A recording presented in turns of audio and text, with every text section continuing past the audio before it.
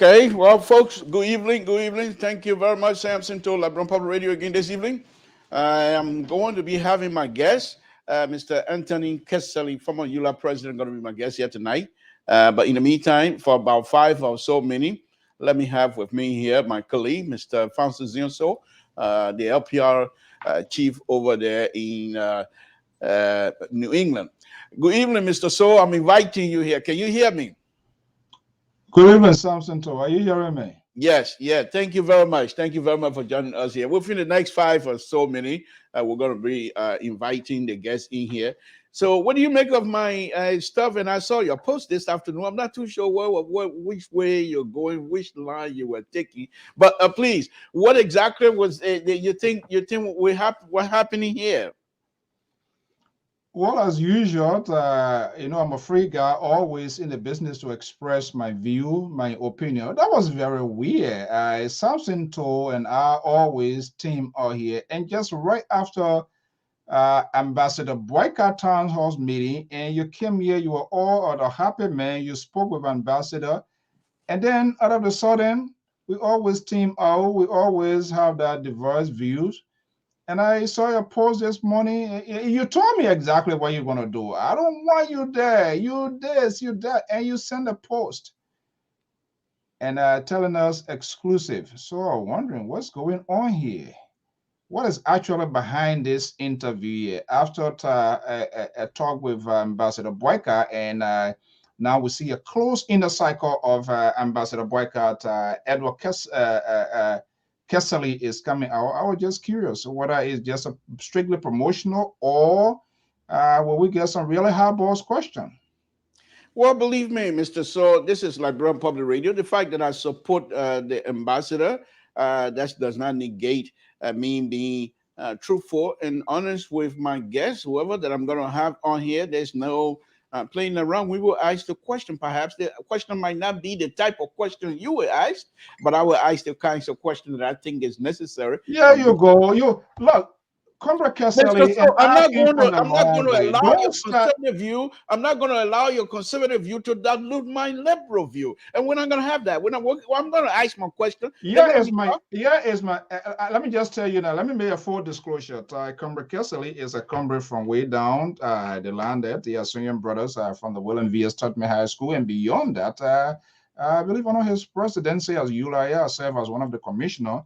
But you have created a scene here and you have blown a correct and perfect trumpet of Ambassador Boyka, which is okay. But that was very much unusual to tell me, I do not want you to be part of this interview. I do not want Amos George to be part of this interview. So I'm curious here, what is the motive of this? We will be monitoring closely the questions and that Mr. So you can monitor from now to car come home. You're concerned. You and Mr. George. Mr. George is a center right, and you're being a conservative person with your conservative view. I am the liberal, and if I invite a guest, I expect me to ask my liberal question. And then the audience might not agree with me, but this is going to be the question. What I'm not going to do on this platform, Liberian Public Radio platform, which I consider to be one of the intellectual platforms around, I'm not going to give because I support that person to give them a free pass. I'm not going to do that. I'm not going to throw softball at them as well. I'm not going to do that. We're going to have an honest. I find it very difficult. Let me just tell you off front. I find it very difficult to believe. You came here and you said Alexander Cummings ignoring the basic principles of democracy, the context. You say Cummings should go second and Ambassador Boyka should go first. So I'm wondering, but what I can tell you here, I was very much successful. I came back very strong to compel you and send a tweet after your post. And what happens? You came to a submission for which now you're giving me 5 minutes. Okay, I agree. That's your day. So here you go. You always told the people here, I always sanction you. I do not want you to talk because of your liberal. You are observing the time now to see whether I've gone 5 minutes. I think the time allotted for you on this platform, and you got about 2 more minutes. So, well, like I said, Mr. So, I appreciate your leadership. We appreciate that. But what I'm not going to do and what I refuse to do is to kowtow to you and Mr. George central right and far right view, which are conservative view. I don't want you. I don't want you to come my. I will try to convince you to come my way to see my liberal view, but it's up to you. But what I'm not willing to do. I want to work within your scope of time here. I believe your guest is already in here. What is the essence of this conversation here? What are we going to hear from you? Obviously, Mr. Kesselly is a close confidant of the vice president in a very close and consequential race. What are some of the things you are targeting here this evening? Well, to be honest with you, Mr. So, I'm glad that the former president and have accepted our invitation. Because I truly want us to have an honest conversation about our country, Liberia. And furthermore, I also want to actually find out from the president, because he's been the former public policy advisor to the president. What are some of the do and don't that perhaps, if they are successful this time around, what are some of the things, lesson learned that perhaps he might be able to, might be willing to disclose that to us here this Oh, week? here we go. Here are some of the oatmeal questions that I'm talking about now. The Mr. So, liberalism. when you Okay, let me just let you go. Let me let you go. the But what I can president, surely tell you, we the will president, profile. Viewers are watching closely. You are being a close supporter the of. viewers can watch from now to Judgment Day. What I'm not going to do, I'm not going to allow you and Mr. George to impose on me your conservative Is view. it about I'm a us or liberal. is I'm it going to about ask my Liberia? liberal question. Something, is it about all or us or is about Liberia? Look. It's about Liberia. So I'm going to ask my liberal question about my country. Why were you and So Mr. why were George you going to debate eliminating segment? Is that only liberals in Liberia? Why were you want to eliminate Mr. certain So, segments I'm of a the Liberian liberal. I people? care for liberal view. I don't care for conservative view. So I don't care All how right. many people in Liberia that are conservative. In fact, if I have my way, we'll pack them and bring them to Donald Trump. Let them come down here and stay There we with Donald go. Trump. And we, the liberals, stay in Liberia. That's, if I have my way, that's what I'm going to do. Yeah, we go. Thank you so much, the liberal from Town to America, and still, this is unbelievable. But thank you. At least you were able to submit to my tweet to have me here 5 minutes, folks. Yeah, you see it. This guy say I always sanction him. We don't allow him to talk, but he deliberately on purpose now telling me and ask Emma Joyce not to be part of this conversation, which is very much unusual. I will be monitoring, and believe me, it's going to be the conversation. I'm going to, after the show, I'm going to extend, after the conversation, I'm going to extend an invitation to you, Mr. George, to join me later, and so that we can analyze the conversation. So we will dive into the obituary. You're looking at the time. I gotta go, Samson. You are very uncomfortable having me here, and I know your guest is already here. Thank you so much. Thank you for your understanding. And once again, I am not apologizing for my liberal view. I don't want you and the conservative, far sector right conservative view to take over mine. And I'm doing my best. I'm a liberal. So lastly, what did Ambassador BOAKAI whisper in your ear that you went to Kesselly? Oh, the good Dr. BOAKAI, the next president of the Republic of Liberia, told me. This is your guy seeing it. You're not even with it. So I'm not going to hide myself. After the interview, we're going to have a chat here. Thank you. All right, bye. Thank you. Bye. Again, folks, Samson told Liberia Public Radio. I am here with Mr. So, who is a far right conservative, and Mr. George, central right conservative. I told him I will invite them after my interview because I don't want them to muddy my liberal view. But this is not about liberal or conservative this afternoon. I have with me now my guest, the former president of ULAA, Mr. Anthony V. Kesselly, is here with us tonight. And Mr. Kesselly is a close confidant of the former VP, Dr. BOAKAI. And they intend here tonight of inviting Mr. Kesselly to give us some insight of what is happening and what have you. We will do that with other political party members who perhaps, in a collaboration, who perhaps want to come on a liberal show. And so if you're willing to come on a liberal show, we will have you here as well. So without any further ado, let's now bring in Honorable Kesselly, former president of ULAA. Mr. Kesselly, good evening, sir. Good evening. Thank you for joining us this evening. We really do appreciate it. Thank you for coming on. And one of the things that Mr. So and myself are just talking here, of course, we'll put in some fun, but on very serious stuff. We want to discuss Liberia because I think all of us, including you, Liberia is number one. Nobody is above Liberia, at least from all the activity that I've seen of you. Liberia is always at the top. And so having you here to have that kind of conversation, I think will be very useful. So without any further, could you briefly just introduce yourself the way you see how and what you want to say about yourself, because I can go out here and start reading your bio and stuff like that. That's not what I want to do. So go ahead and briefly just introduce yourself and we can start the process. Well, the name is Anthony V. Kesselly. I'm from the Kwadu Boni district, Lofa County. I have served in many capacities, and I don't think I should take so much time here outlining all of those. Let me just give you a few, maybe to strengthen your confidence in some of the things I will end up saying. I was once a president of the University of Liberia Student Union, also. Before that, I was the president of the Lofa University Students Association. And fast forward, after the war, I served in the interim government as an assistant minister for special services, Ministry of State. I came to the United States. I'm fast forwarding now. And I was part of, I've always been part of student, community, county, national, international groupings. That has been my vocation throughout for about 4 decades. So when I came here, I joined community organizations in my chapter, Liberian Association of Pennsylvania. Later, I went onto the board of ULAA. After a few years on the board of ULAA, I was elected as the chairman of the board of ULAA.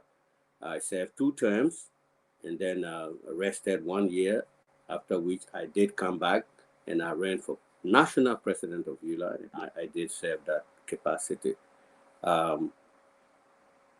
I got to actually know Ambassador BOAKAI. Well, he was a minister before, so we used to hear his name and see his photos and see him on TV, but to know him and talk to him, I actually first did that in 2012.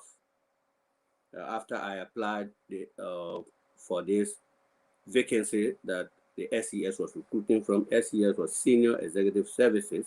It was a donor-funded program intended to lure Liberians in the diaspora, professional Liberians, to go back and help the reconstruction process. I did apply. There were 7 other competitors. And when I got told that I had been selected, I had emerged the person who was chosen, I was advised to go and meet Ambassador BOAKAI, who was at the time visiting the United States. That was my first encounter, and that was in September 2012. A lot of people think I have known Ambassador BOAKAI forever, and I knew him in Vonjama and I knew him here. I actually never had any direct personal conversation with him in terms of, issue between us until September 2012. When he came back to Monrovia, I had gone ahead because he was going to stay here a little bit. I went for my probation, 3 months, and I came back. I had been working here for nearly 20 years with the city of Philadelphia, Department of Human Services. So I took early retirement because I didn't serve 25 years, which is the mature retirement. I served went to 18 years. So I took early retirement and then went back to work for my country. Some people feel that we're around here having no job and then we rush to Liberia and begging and so forth. But that's the job I left, and then just for country. And I went back. I served Ambassador BOAKAI in the capacity as public policy advisor, stroke political advisor. That was the title the SES had.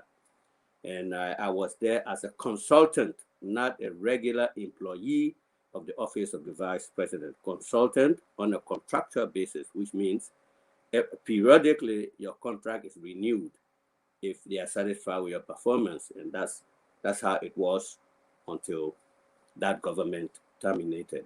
So that's Anthony V. Kesselly. Of course, I could go on because right after that, the next Vice President, Madam Joa Howard Taylor, did ask me, based on my experience and other things, to continue with her in a related capacity.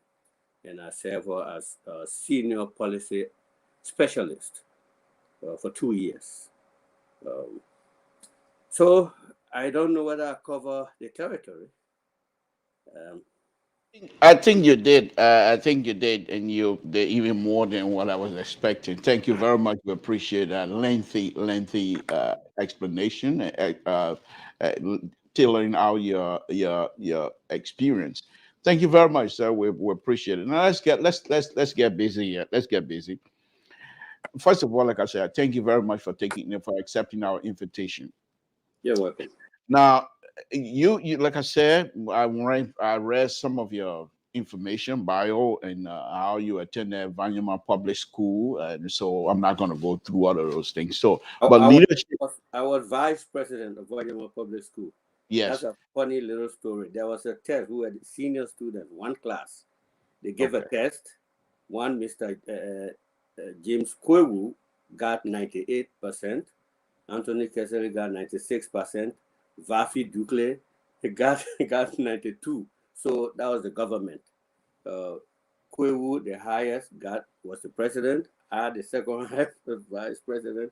And Vafi Dukle. What a system! What a system! You don't have to have any kind of election. You just take a test, and based on the grades, I think that's the kind of system perhaps will be good for us right now. Let's take a test. Let's take a test. You pass the test, you have a higher grade, you're president of the Republic of Liberia. That would be interesting. But anyhow, thank you. But let's get back. Let's get back to some serious business here, and of course, everything you're saying is very serious. But let's get back to Liberia now. Here in the United States, where you headed the umbrella organization, mother organization of all section, counties, and whatever organization here in the Liberian diaspora community. And during your tenure, sir, there was so much turmoil. There was so much conflict. And I'm not trying to ask you to relitigate the conflict here tonight, because that's not what I want to do. What I want to find out is, you being at the head of this organization, why was it difficult for you to exhibit your leadership ability to make sure this issue was resolved and bring people back together? What was it? What was the difficult thing about that? Well, in fact, it was my leadership ability that I used, that today you see the same ULA I was head of is the same ULA today. You don't see a second ULA. Okay? So you see ULA, the ULA I was head of after the election, my vice president, who I endorsed, won widely the election that followed. And after that, since then, is the ULA that has continued. For those who were saying the ULA were two, you need to ask them, oh, so where did your ULA go? But we've put that behind us. A lot of us have come back together, but we did use, you see, when you are in anything organizational, so stick to principles and laws.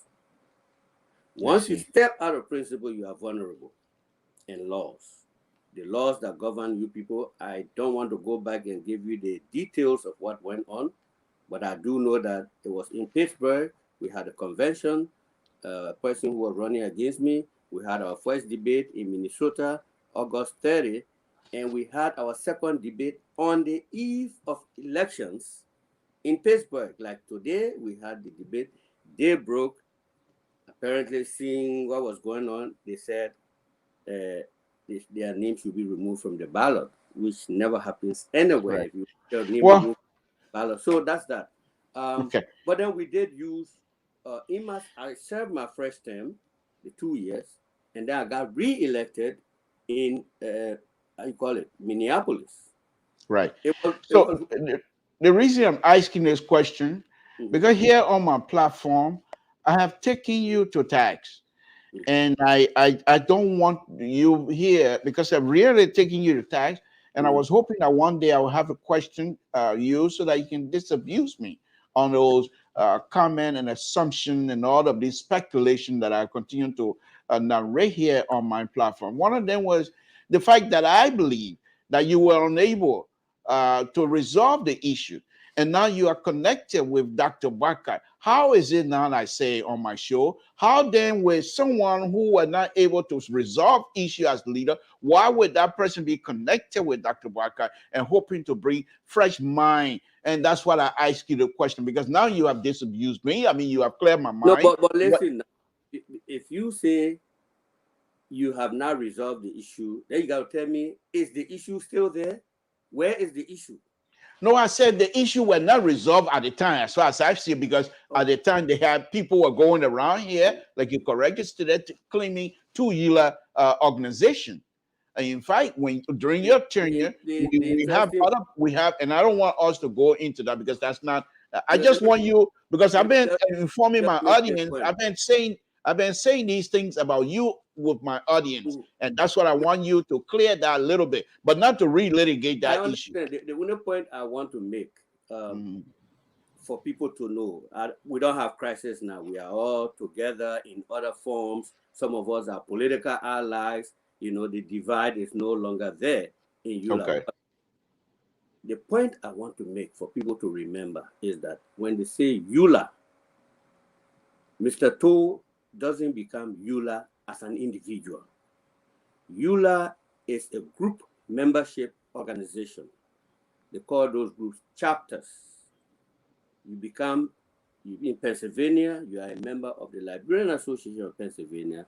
Liberian Association of Pennsylvania is a member of ULAA. Okay. So let me ask you this other question about ULAA. There's been a perception out there, and based on evidential perception, I may say, because people have seen it and has been done. You have leadership of ULAA will come in, become president 2 terms or whatever. The next position or the next thing you find, they're in Liberia working. So is the question now, those of you that have been in this ULAA leadership, was ULAA being used as a platform or as a launching pad for many of you to be able to obtain these lucrative position in Liberia? Okay, then I will ask you, what is the lucrative position I received? But anyway, that's beside the point. My brother, you know, that is the most confounding. Can you speak a little bit louder into your phone? Yeah, that is the most confounding question. You come in the diaspora, you come in the developed world, you practice community leadership, you do this. Liberians expect that should be now a taboo that you can't go serve whom. To me, it's so funny for anybody to think that because you serve ULAA, you should just be toting cartoon or mining people in group home and this and that. Don't do anything community-wise, because when you do anything community, you're not supposed to get position in Liberia. It's too funny. So then, go ahead. Yeah, and if you check the leaderships of ULAA, you will find out that it's not the majority that went to Liberia and started working for government. And people look at just few persons. You know, they have. But the funny thing about that, because we've been around here too for quite a while. The funny thing about that, is this: the loudest, those who claiming to be the true leaders, progressive leaders, and what have you, and I can go on you. The other guy from I don't know, I finished forgetting his name, but there was another person who also went to Liberia. Okay, but the question then with your explanation, then will you not then? I think it seems like you're giving credence to those people that said that many of you were using this opportunity as a launching pad for your own career back home. Is that acceptable? But the question is, what's wrong with you coming serve your community here and be a part to gain more experience with dealing with Liberians and going back and serving? What is criminal in that? No, nothing criminality is involved. Nothing. I'm just saying, because these are things when you go to Liberian gathering and the intellectual conversation happen, which usually you'll most likely becoming part of that conversation. And those people that perhaps have their own, whatever mindset they have about ULAA or whatever, that is not being fulfilled according to them. And then the fact that those kinds of mindset has been not being fulfilled according to them, then perhaps they bring in this Let issue me give you about this. ULAA. People leave alumni associations. They run for senator. Alumni associations. People leave from here in national county organizations. They go around. Nobody says anything. But the moment you are from ULAA, apparently there is a secret thinking that you only serve ULAA only because you want a job in Liberia. So let me ask you this. Let me ask you the last question before we move. We shouldn't get out of these ULAA. things out and then just leave them hanging. Let me just Okay. end on this. All right. So go ahead. can change the topic. Do you know that some people think that ULAA started when Anthony Kesselly and other people were in it? Do you know that long before Anthony Kesselly stepped foot on American soil, ULAA divided before people went to court? The days of time we didn't even know that we would ever come to America. Right. So it's an organization. So is it Anthony Kesselly who caused the problem in CPP today? So that's we're gonna get into that. We're gonna get into that. That's gonna be a very another interesting conversation. But let me ask you the last question of ULAA, and then we can move on. Okay. So the question now to many of you that have had a high position in ULAA, what exactly ULAA supposed to do for the Liberian diaspora, you think? Well, ULAA has been an evolving organization. When it started, Liberians were not many here at that time, largely students, the days of Leslie Ko, the days of Tambaka Jangaba, the days of Tongu Weyu, Marcus Dunn, Joseph Gibro, Marcus Dunn, and all those, Samuel Jackson, Samson Toe. Yeah, all these people at that time, Dr. BOAKAI and other people, and all those people, Martha Gibson, then coming by, even Jesse Cooper, then coming forward.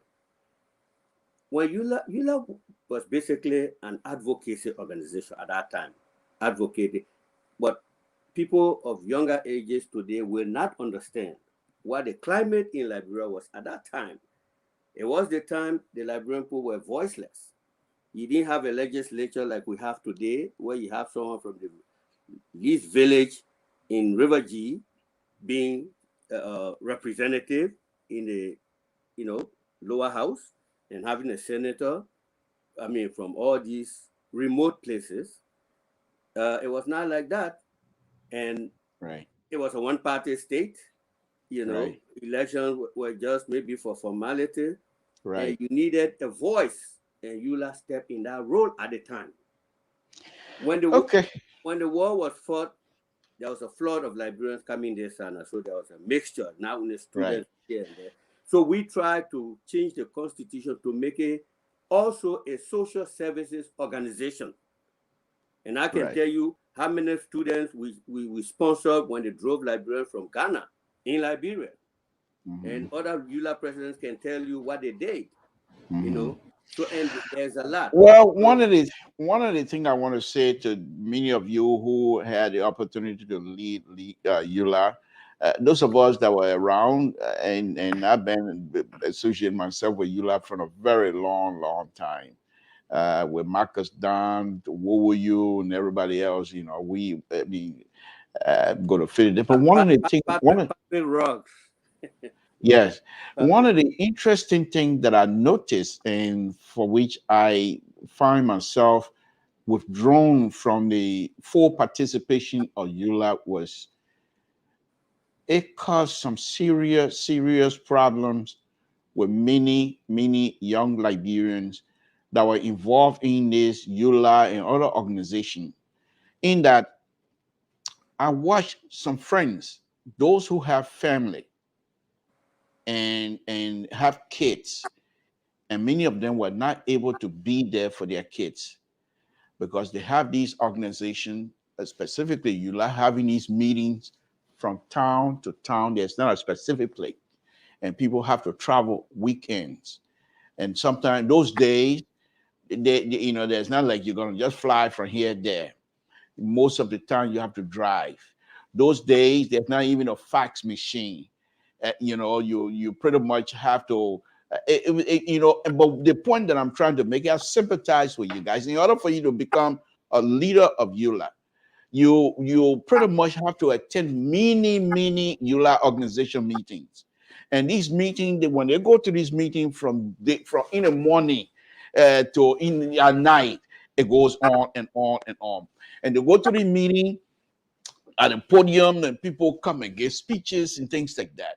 And then another organization came around, Liberian Study, which Dr. Sawyer, Dr. Tipote, the only person didn't come at that time was Dr. Famile. But many of those people came, and they have the conference over there in Akron University. I attended that, in fact. So, but the point that I'm making here, people who sometimes when I go to these Liberian gatherings, they try to fault ULAA, and I don't say much because I know what I know, and I don't need to justify or whatever. But all that I can say to you here before we move on, I want to really appreciate many of you, like the Gay Slayer and many other ULAA leaders, what you have done for our community. People might not appreciate it because some of us sometimes are jealous of some of the things you guys do, and but then again, if you don't sit on top, you can't see everything. I want to appreciate that, and I want to thank you very much for your service to be one of the leaders in our community. Let's go now to the next subject matter. You told us earlier that you have been with Dr. BOAKAI since 2012, I would say. In essence, really 2013, because the 2013. Okay. Probation period. I actually joined him January 2013. Okay. Since we're not going to be, some people think I was with him for 12 years. Okay, I'm one of those. But since we're going to be talking to Dr. BOAKAI, let's do full disclosure here. I am a strong supporter of Dr. BOAKAI becoming the president of the Republic of Liberia. However, I never met him. I spoke with him one time, and that was just this week, in fact, when Mr. George Lobo handed me the phone and said the former vice president on the line. We spoke for maybe less than a minute or so, but he was very much kind. And you know, our people say you can't hide your way. You got by way, you get by way. It don't even take long before you come off. But from the conversation, the few times that I was on the phone with him, I felt warmed. I felt welcome. And that's who I think he is. So, but I just want to let audience know that I'm a full supporter of Dr. BOAKAI taking the leadership of the Republic of Liberia. Now, that's my view. I'm entitled to it. But that does not negate the fact that whoever that I call Dr. BOAKAI supporter, whoever, for example, you on the line here, that would not preclude me from asking you kinds of questions that I want to ask, because we want to know what is happening. Now, since you've been with Dr. BOAKAI since 2013, former government, and I'll just go straight to the point. There was a debate where Dr. BOAKAI made it public to the entire world. The fact that he was a vice president, he says, but he was packed in the garage. Now, my interpretation, I said my interpretation, means that he was not allowed to function properly as member of the team. Because if a team has a race car that is good, you will put that race car on the road. But for him to say that he was packed, then my interpretation that he was packed, he was not allowed to actually contribute. Now, you been a contract advisor. What was some of the bad advices that you were giving this man that for which they packed him in the garage, President Kesselly? Is it because your advice to the vice president, a public policy advisor, and whatever advisor role that you play is so bad that he was not able to be allowed to demonstrate a true leadership ability? Thank you very much. I'm so happy that you brought that question. And I really want, people to be critical in their thinking. Ambassador BOAKAI, on many campaign stumps as we went around, made that analogy about trying to park a race car the question I want to ask, go and listen to him. Was he responding to anything about the past? To say, oh, my boss lady packed me, or now I was a race car, but she packed me. Was that what he was arguing? Or was he telling the voters? Mr. President, Mr. President, Mr. President, we can't play the Semitic game here. We're not going to do that. This is what I want. This is what I'm asking, because the entire country, those of us that watched the debate, he stated that if you want the best of your team, you don't park your best car in the garage. So basically, he was speaking about the government that he was serving in. The point, that debate was just a restatement of the same statement he had made many other places. Okay. Well, you're the insider. You tell us exactly what exactly you think he. No, tell us exactly what you think he was trying to get across. I beg you, sometimes need to give me time. Let the thing flow. Please. Right, but I understand, but Mr. President, this is what I want us to do. Yeah, it's a conversation. We will end up interrupting until the people will. No, I'm not going to interrupt. I'll give you time. I'll give you time. Go ahead. During the debate, it was not a question someone asked him to say, why didn't you perform? That he responded, oh, I was a parked car. No. In all the campaign storm, it was not a question of someone condemning him or holding him responsible for not performing, to which people think now it was a response that he was indicting his boss. The context was he was asking the voters. People were saying that he should retire, but he was describing himself as somebody still energetic, potent, and capable. So if you want to know how fast a race car runs, you don't pack them. You don't vote against him and let him go into retirement. But you put him on the racetrack. Vote for me. And but the BOAKAI didn't go complaining around, oh, you know, I was Pago, that why I didn't perform. And but the BOAKAI has told nobody that he didn't perform. If that is the case, Mr. President, if that is the case, which I believe, then I think those of you that are around the vice president have not done a good job. Because if you bring any Liberians right now, this will be the first time that they have the insight of what the vice president meant. If you ask anybody, the first thing they will say is that reference is being made. I don't think anybody. I don't think so. They said. Okay. Well, we'll take call later. But I believe. Maybe I'm wrong. Maybe I'm wrong. Listen, they said he was dismissed by Doe for corruption. Which was not true. No, you sitting over there. You know there is no document to that effect. No. Dr. Toya just spoke to his. Right. These are detractors who will never change the subject. No, I understand that. I understand. No matter the truth, because Ellen Johnson Sirleaf at that point, Ambassador BOAKAI did not accuse as far as we are concerned. I understand. Mr. President. All the listen. provisions. Well, if you are the one talking to the audience, then you let me know, because I have to share. No, I understand, but what I'm trying. It's a conversation, Mr. President. Let me land before you know. All right, go ahead. Please. The people you are talking about, everybody, it's not true, because there were some people in the campaign. They talk about squander some opportunities. I was sitting right near him. That was a bumper show run by Patrick Horner. That's where he made up kind of, you know, connection as to his honesty.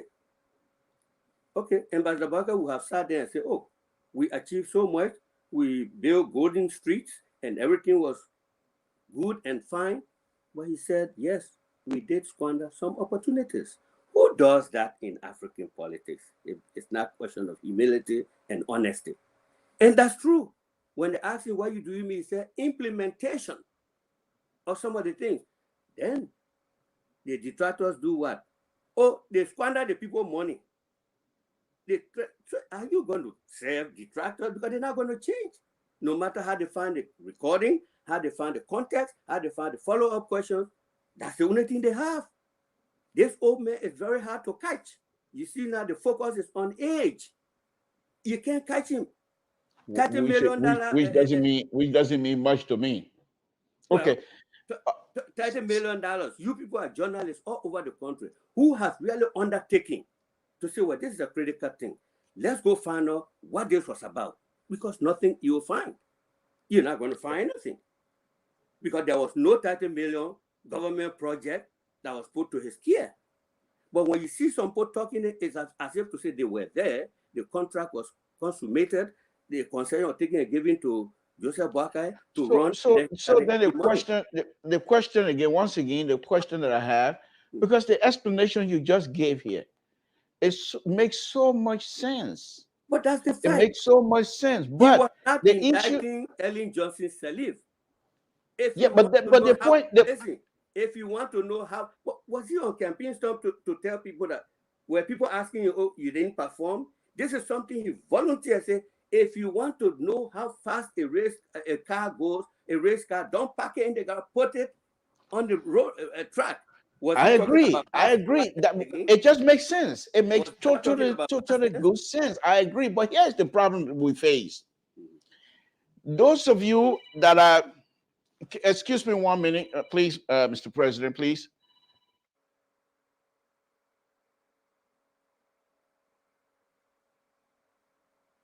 Excuse me, Mr. President, my daughter was just calling. Okay, hold on 1 minute.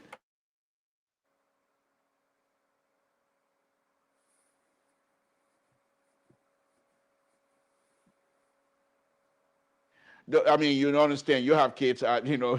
You can be in the middle of them. That's my daughter. What I talking to the president of the United States, my daughter call, I will pick it up.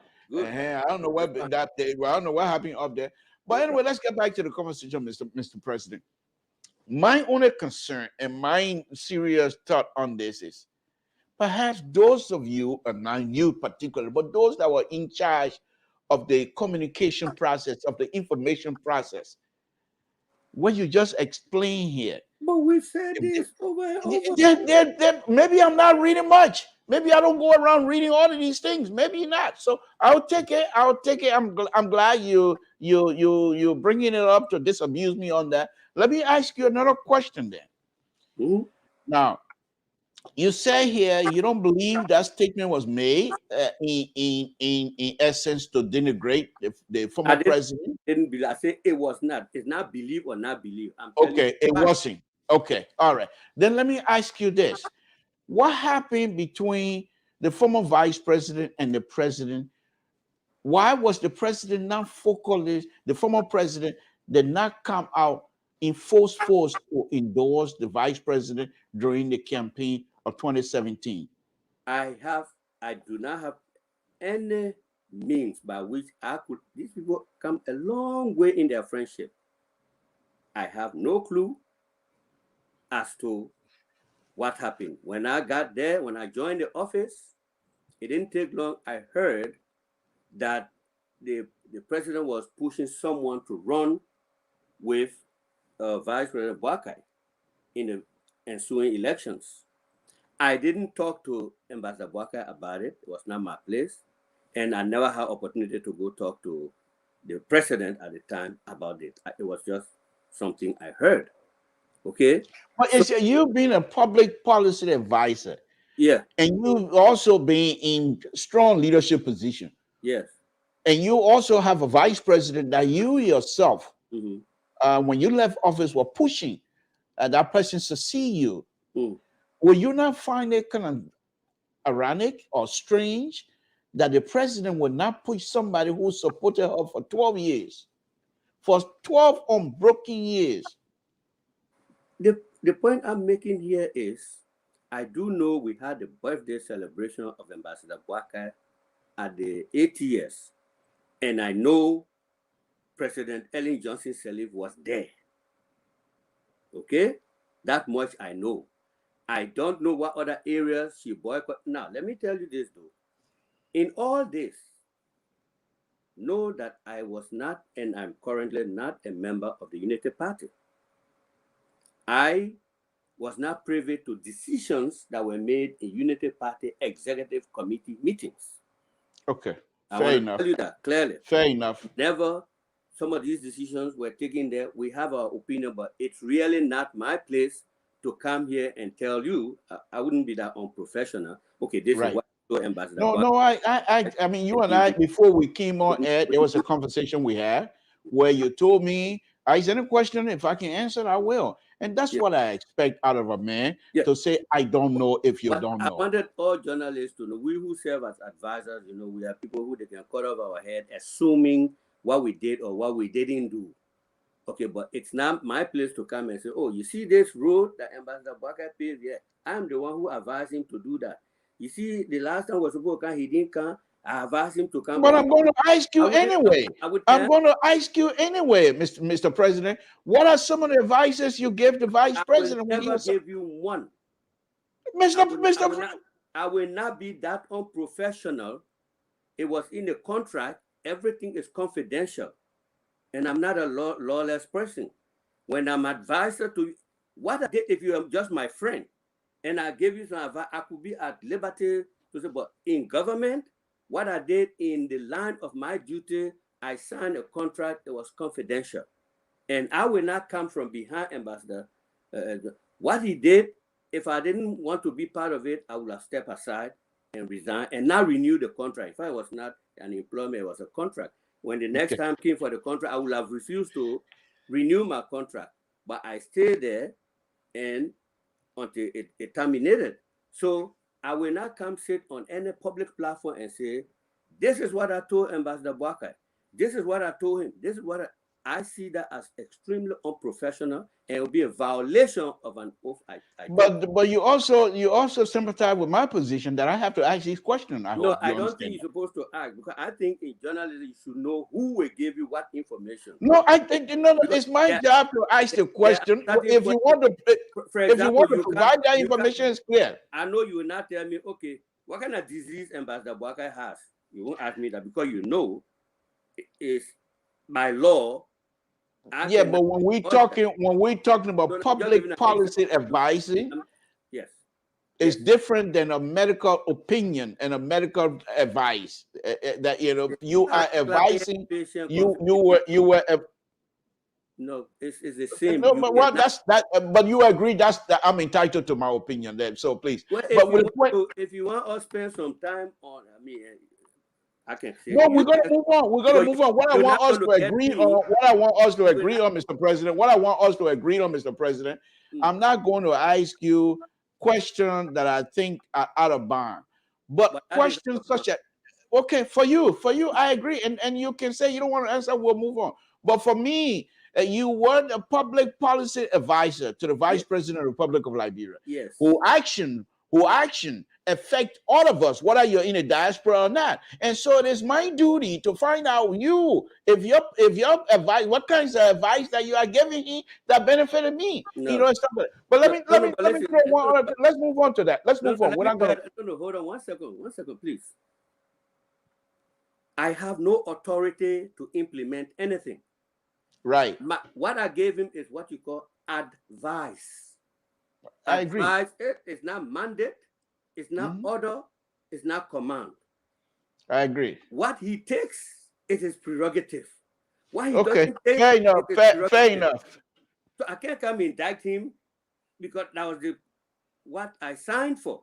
I will get advice, it's not order. He doesn't have to follow any of my. Okay, I accept it. Let's move on. One other thing, and I'm not too sure if you were involved in it or what have you, but Dr. BOAKAI has a program in Liberia, which also benefit a family member of mine. And the family member presently is here in the United States. Dr. BOAKAI has a policy, a program where he helped young amputees, send them in America, where they will be fitted with prosthetics and things that then go back home. and he has done it so many years, and he has done it according to my family member. He was very much involved in it, and we want to appreciate that. I just want to make that point clear as well. But anyway, let's move on now. Are you a member of CPP? Well, I just started in the conversation that I am not a member of Unity Party. Right now, I am a part of a campaign that will elect Ambassador BOAKAI. But you're separated. So, but you're not a member of CPP. I don't know how you become a member of CPP without becoming a member of a constituent political party that is a member. Fair enough. But you are member. I don't count myself as a legal member of CPP. All I know, I'm in Joseph BOAKAI campaign. Okay, all right. You're in Joseph BOAKAI campaign. Let's take it as that. Let us not go much into it. So, what do you have knowledge that you perhaps willing to disclose to us here tonight about the formation and the processes that are involved within the CPP, the full collaborating political party, or that's not something you're privileged to as well? No, from the outsider's point of view, I could give you what much. Please. I am hearing. Number one, I was in the office of Vice President Joel Howard Taylor, working when the CPP was being formed. I'm not a member of Unity Party. I'm not a member of Liberty Party. I'm not a member of ANC. I'm not a member of Unity Party or ALP. So I don't have standing there. But as someone who follows the political process, I did follow the formation, the mass support to single candidates and all of that. And as an opposition figure, that gladdened my heart. I saw hope. I saw a lot of possibilities that were about to unfold for our country to take a different turn. Let me push you a little bit on this, and that's what we do here. I'm a little specific. Yeah, let me push you a little bit on this here as well. Sure. You said as an opposition figure. Yes. Opposition to what? Oh, to the ruling party. The same ruling party whose vice president you serve capably in whatever capacity, whatever contract. You want me to count people who are in that?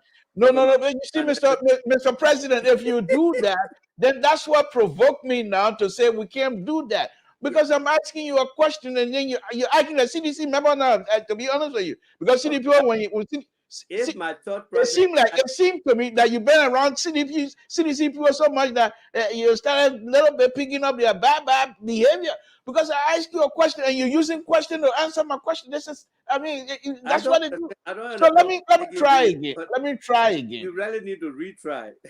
Let me try again. So you said that you're opposition to the current administration, and the question to you is, your opposition to the current administration, whose vice president you serve honorably, whose vice president you serve capably. I mean, with no whatever it is, you did your best to serve this government. Now you say you're opposition. How do we square that out? Can you explain to us a little bit? Do you recall that after the elections, Ambassador George Weah did pay a courtesy call to former Vice President Joseph BOAKAI? That's right. Do you remember Vice President Joel Howard Taylor pay similar visit? Yes. And do you remember that Ambassador BOAKAI did concede and acknowledge the new government? Yes. We took him to the inauguration and he sat there patiently and the transfer of power was done. Yes. At that point, there was I was at the stadium. I was at the stadium that time. Thank you. You must have seen me on the right-hand side coming along with Ambassador BOAKAI. But I'm saying that was the government. There was no taboo written that nobody should go and work. Even though we agreed that our government, but nobody should go work. We all had hopes that maybe things will improve. And when we were called, we were open based on our professional, capabilities, we welcome it. And every step of the way, I did keep Ambassador BOAKAI informed, because I am very committed to him, not because of a pressing or because he's a loafer pressing, but because of what I know him to be. So when I received the text to go to a meeting at Vice President Joel Howard Taylor's house, I briefed him. When we had a meeting, I briefed him. When I received the letter, February 8th, 2018, I took it and I did show it to him, because I didn't feel that it was a secret stuff. And it's not like you're seeking gravy and all of that. In fact, there was somebody else who really prevailed on me and helped pay for my ticket because I was on my way here to see my children and relax more. And that person helped me to postpone my departure. That I shouldn't leave. I should help the lady. And when we went to that meeting, she gave us all the honor and respect that and we got open up, to her. And we're very determined to work. I'm not going to go on the rocky path that later developed between her office and the other segment of the CDC. But then let me. Please. I know you don't want to go in there, and you can say you don't care to talk about it. We'll move on. Do you think the fact that you did work with Dr. BOAKAI, and now that you are in the office of the current vice president, perhaps some sedition did not welcome that move? Do you think that might be a possibility, or that's not something that happened at all? Well, as far as I know, I do know that there was resentment in other quarters, but the person with whom I was working, I felt was satisfied. At no point did she dismiss me. It was July last year. I got information from civil service that based on my age, I'm being retired. And I read all the books, Social Security book and decent work bill and this, and I didn't see any place that made me eligible for retirement. Maybe that was a CDC retirement book. But I planned that when I come, I will file my grievance, and maybe we might go to court, let them show me what area of our laws that made me at that age subject to President Kennedy, you're killing me. That's beside the point. So I worked with her, and I saw a letter from my office told the civil service that they were not asking for my retirement. They were not demanding it. They wanted me to work. That made me feel comfortable, because I would have thought, oh, well, these people maneuver and got me out of there. But there is a letter that said that they didn't ask for my retirement. If I had any question, I should raise it with civil service. Okay. Civil service was one insisting. And before I look, the first action in my retirement was the disappearance of my check, my pay. Right. Okay. Let's move on. We're still in the CPP situation here. Okay. Now, Honorable Ambassador Dr. soon to be President of the Republic of Liberia. Thank you for that. You are very smart. Oh, I am. But I've already disclosed to the audience that I am a strong supporter of Dr. BOAKAI. I've never met him, and he doesn't know who I am. But I just believe that he's somebody that will be able to help us to stabilize the country. I believe that strongly, and so I just want to make that point again. And I'm got to talk about him, because much of what we say. Yeah. That's what we're going there now. We're going there, Mr. President. So, but before we get there, I mean, like Alfonso would say, this is not a place to do salad dressing. Liberian Public Radio is considered, as far as I'm concerned, one of the intellectual platforms. We come here, and you and I have been at this thing now going to almost an hour. You have not once used any kinds of degrading word against somebody else. You have not once done anything here to say you're saying something negative about somebody else. It's all of the things that you've been saying based on character and based on integrity. So this is why we consider this platform intellectual, because we come here, we have conversation. And I also believe in that. But let me ask you this. The CPP put himself together collaborating political party, and you wish you are not member of any political party, and I'm not too sure, like you correctly said, therefore you cannot be. But the fact that you support Ambassador BOAKAI to be the next president of the Republic of Liberia, the question that I have for you is, all of this brouhaha that is happening in the CPP, do you think the CPP, and I just want to go straight to the point, do you think the CPP going to hold? Well, deep down in my heart, I was convinced that we could do away with a second round election, which comes with its expenses in a country that already doesn't have much. If this experiment with a collaboration were to work, I felt that we could go one round and defeat Mr. Weah. And Dr. Weah, please. I mean, all due respect, Dr. Weah, if you want me to double A, I can do it. Dr. Weah. I normally don't bother. I don't call Joseph BOAKAI Dr. BOAKAI. You never see me do that. But all of them got their degrees, and unfortunately, I didn't get one. But I feel that the bruising that has happened now in the CPP will require some divine intervention or magic for it to turn around and get the steam it had before as one force. Ambassador BOAKAI, as the leader, and as somebody I know who knows conflict resolution, because I've sat with him on many, and how people respect him and how he doesn't get emotional and all of that. Maybe he will use some of that. But I have my own beliefs. I have my own calculations. Because what are those? Do you care to disclose that to us here tonight? I think there is a grand scheme that is at play to ensure that Dr. Weah goes his second term.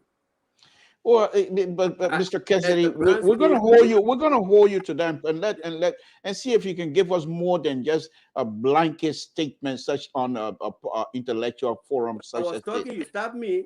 Okay, go ahead. Sorry. Okay. Let me put my hand behind my hair and go ahead and let you talk. The fact of the matter is, you can see what is happening in Liberty Party, where the party just the other day had their retreat. And when they came out, the statement I saw was that matters relative to CPP and other things will be handled by the political leader. But you see the direction the party is going in? The chairman now is at the center of practically everything, relation with other parties and everything. They are moving, even against the advice of the political leader.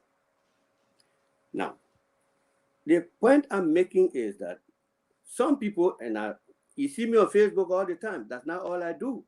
I talk to a huge spectrum of these political actors, those who are on Facebook and some who are not.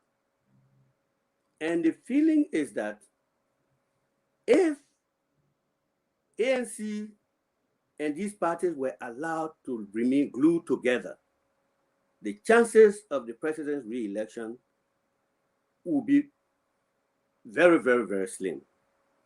So a division is thrown into the collaboration and is fanned heavily. I wrote on Facebook, I always refer to the CDC ANC brigade. How many CDC people you see on Facebook that go and defend Ambassador BOAKAI? Almost all are there denouncing Ambassador BOAKAI, playing up Brother Cummings. The idea, these guys are afraid of Ambassador BOAKAI because he's actually the potent force. Okay? I can't rule out the fact that Mr. Cummings can mobilize and come up. That's a possibility in politics. I hold nothing fixed. But for now, the candidate that is feared most in the ruling party is Ambassador BOAKAI. Otherwise, so let me so you can see not only they are behind the scene movements are going, but even on the face, even people in the office of the president go on Facebook to castigate Joseph BOAKAI in favor of Cummings. But let me ask you this: since we're on the ANC and Cummings and Ambassador BOAKAI, from your own perspective now, first thing first, let me ask you this: do you know the position Henry Custis holds among the BOAKAI supporters? Well, as far as I know, he is a self-declared BOAKAI supporter. That one, no dispute. He So says am I. like you have done right now. Thank God. Okay. Then he's from a political party whose political leader has also said that he's leaning towards Joseph BOAKAI. So nothing he says in favor of Joseph BOAKAI that surprises me. Right. I do know that in the recent visit, because of a lot of things, little problems we had with some of the organizational structures here, like in the Unity Party, that he was asked to just preside over this short visit. Okay. And we But then all let me work with him. We have worked with him throughout, and he has been very effective from his podcast to his writing and even to the kitchen where he has expertise. So right. he has done that. The reason I brought his name up, I've been on my own platform here as a strong supporter of Dr. BOAKAI. Also, I've stated on many occasions the uneasiness that I have with Dr. BOAKAI association, with that of who I consider son. He doesn't know me, but I know I like this young man real well. I like him a lot because he's somebody who, even if you don't like his tactics, but he continued to enlighten Liberians. And so because of that, being a liberal and a progressive, I like him a lot. However,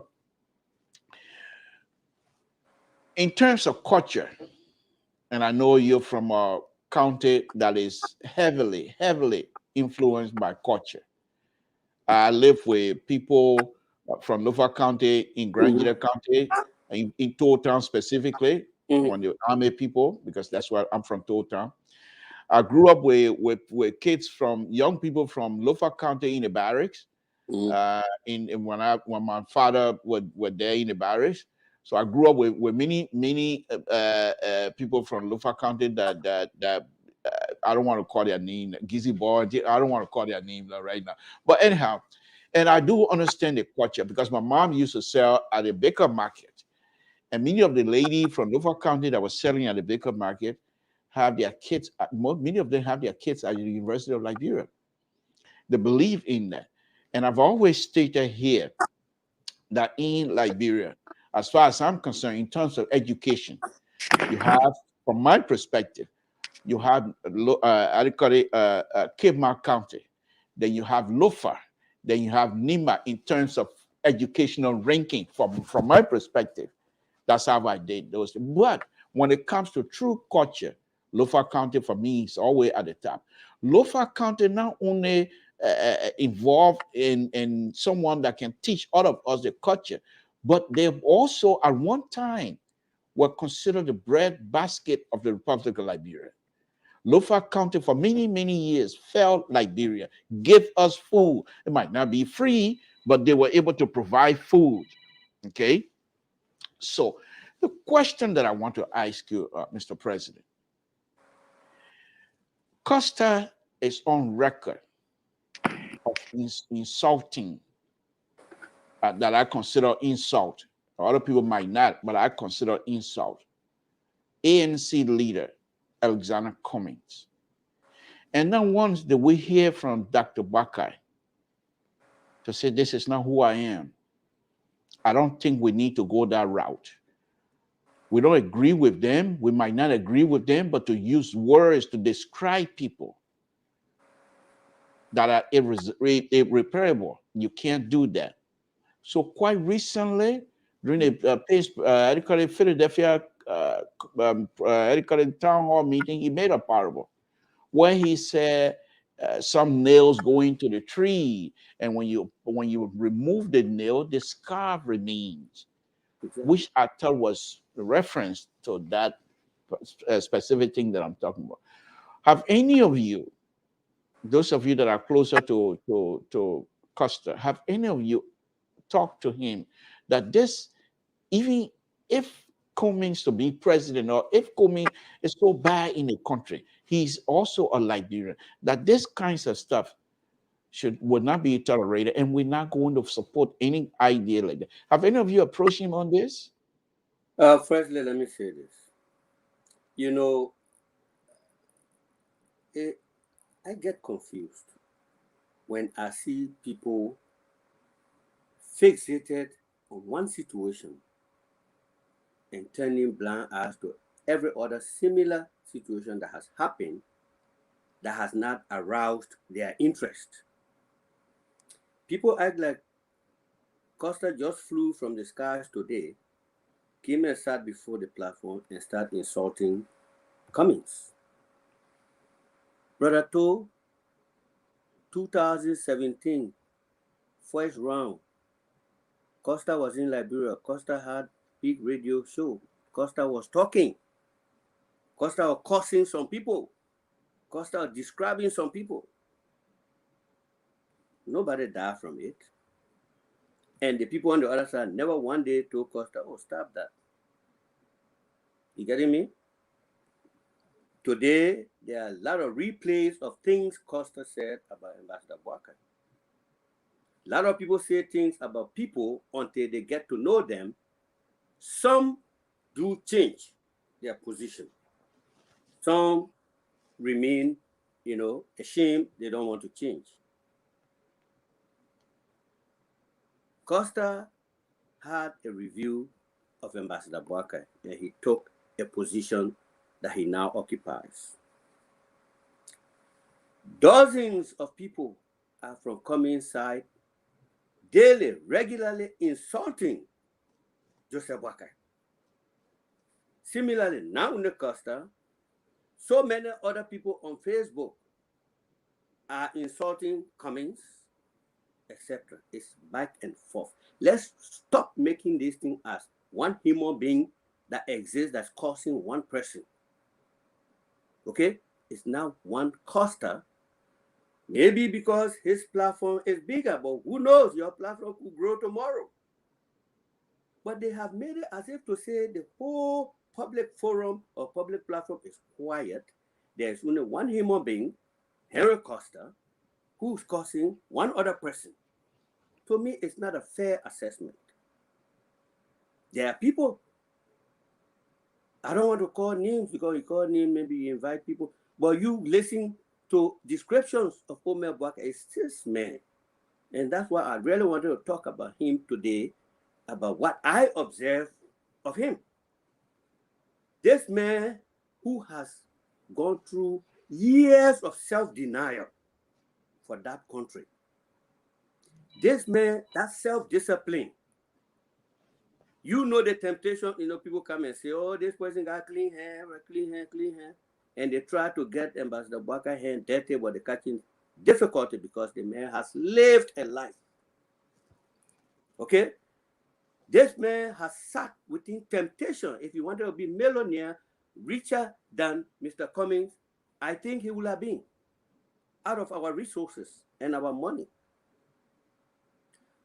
For such a person to serve a country like that and people busy themselves with pulling him down, you understand? That's what's happening. If you can support him, at least credit him for what he is and go support him in other areas you can go, but don't throw lies. This man I have Mr. President, I got your point, and I think I too was whether I do talk to Costa, whether any of us do talk to Costa. That was the base of your question. But I don't want to put it in that context. First, I the way understand people that. look at it, I mean, there are people, they got people all on the Facebook cussing, doing this and Yes. that. The moment you talk, the name that comes is Costa. Right. Well, and I understand your explanation, and I think you will. I hope you sympathize with those of us who had the question as well, because, like I said, I don't because you people have closed your eyes to similar bullets coming the other direction. Well, that's why that's why you assume. That's why you assume, sir. That's why you assume. All right. Okay. Because the fact that you that's your assumption, and I'll leave it as that. But let me go on. Let me go on to this here.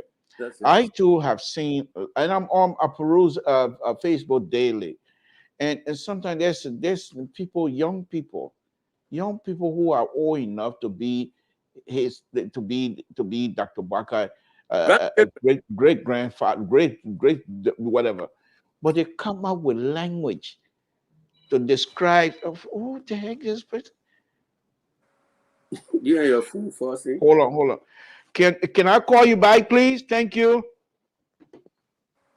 Okay, so to come and describe the honorable man that I consider honorable man, sometimes I cringe in my body.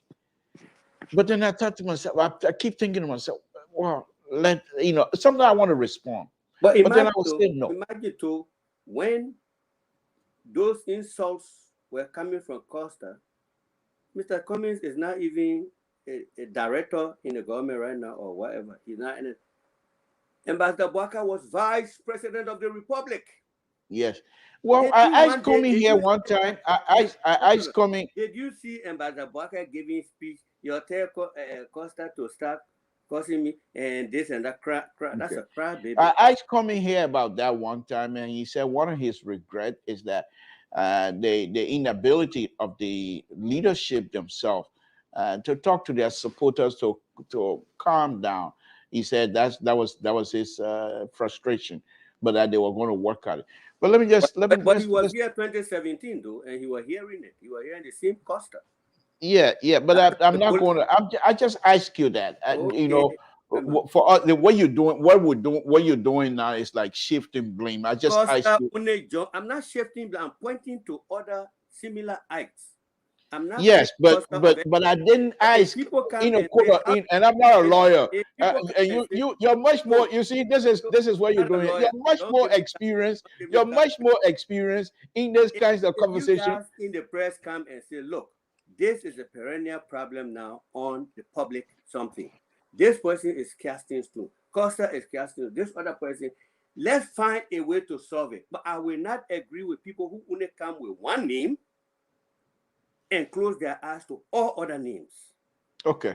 I just thought that I asked, and you're entitled to your answer. You're entitled to it. Mention Prophet Key. I tend to stay away from that. Okay. Yeah, I tend to stay away because, like I said, the only reason why I brought Custer, and here is the reason why I brought Custer name up. And someone who's been in the leadership, someone who always seek consensus of people around you. You're not a type of person, not that I've heard of, who seem to be single-minded or everything is mine. You always build consensus. That's what I know of you. And that's what I brought this up. And then the question after this is to in terms of Costa and everything else is, once Dr. BOAKAI becomes successful, and you did mention that here, and you hit the nail right in the head by saying you were hoping that this particular CPP issue will hold, because that is a single factor in defeating Dr. Weah immediately. Now, the question then is, with this kinds of brouhaha, and if Dr. BOAKAI is unable to bring, you say he has the ability, from your observation, he's a person who has the ability to bring people together, and we hope he can do that. But in case that is unable to happen before he becomes the standard bearer of CPP, which I pray and hope he will be, were you, Honorable Kesselly, strong supporter and the person who perhaps might be asked one day to canvas for Dr. BOAKAI, will you then be able to talk to members of ANC for their support? You know, I talked to a lot of people, like I told you earlier, not necessarily from UP or pro-BOAKAI groups, but on the other side, a lot of them have something I can say similar to what I thought about the CPP. But I don't know whether they don't have the capacity or the determination to air it in their decision centers. Let me give you this example. That was the first place I saw there was going to be a problem. So if you come and form a collaboration, it is an implicit statement that you are willing to give and take. You don't come to collaboration with a mindset that I am going to get everything I want, the other people will not get what they want. I think it was in the spirit of that the framework document that they talk about stages towards the selection of a ticket, consensus seeking, voters perception survey, last, which is usually rancorous, which is usually a place where bad blood comes in, feelings get hurt, primary. I thought there was a wisdom in that. But if you look all around today, the other side, they don't want to hear about consensus building. They don't want to hear about voter survey. Now it's primary. Whatever their reason is that makes them so sure, I have no something. But I do know, if this person affixed his signature to a document that says we should go to consensus building, and that same person say, I will not take no other position except one, the presidency. They said in 2017, they keep saying it. And even the last press conference in Monrovia stated that friends and other police came and appealed to him to go a second to BOAKAI, and he said no, and he will not do it. And he just doesn't say, okay, well, because when you come to serve your country, sometimes you have to serve what your country gives you.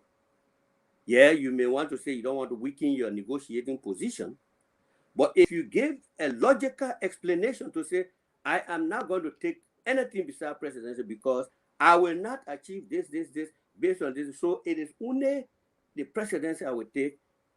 Why was there? So the perception was, okay, we'll go to consensus.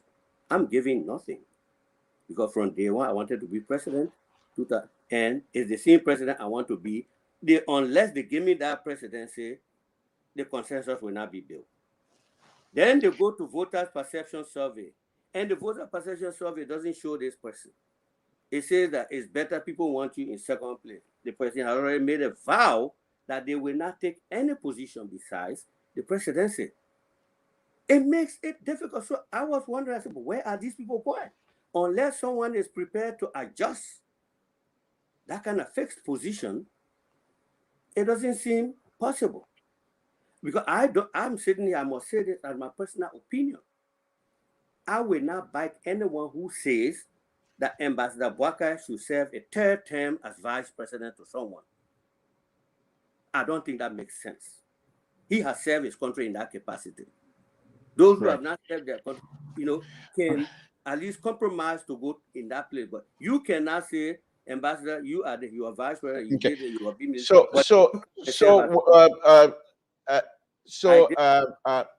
yeah, Honorable Coming was here on LIBERIA Public Radio, and that question was asked because I too has been on many of my show advocating for such thing that Cummings needs to go second. Excuse me 1 minute.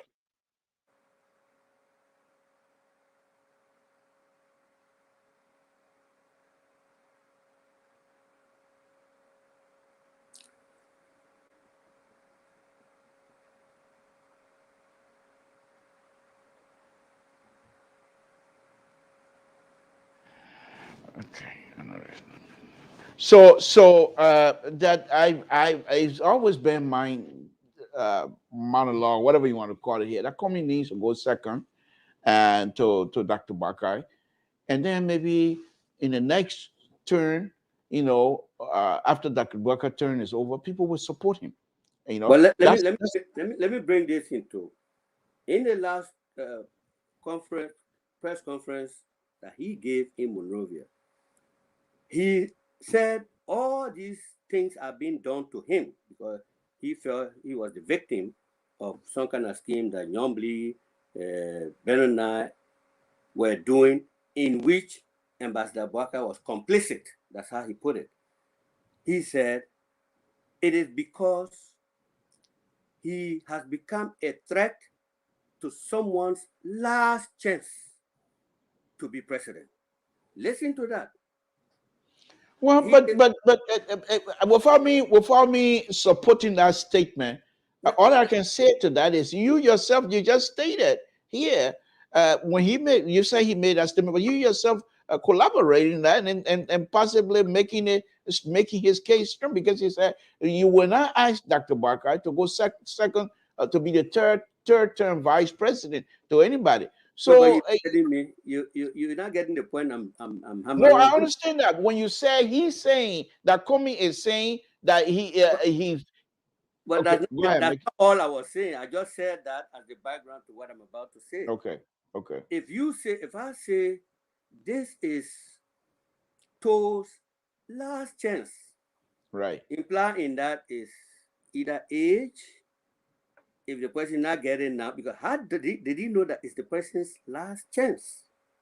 I Yes. mean, he's not God. Okay. I get your point. I get your but point. if you say he's not the last chance of getting, Okay. if I'm feeling, I beg you, how then, if he came to a collaboration genuinely, your collaborator that he won the last chance, why you can't get in that chance?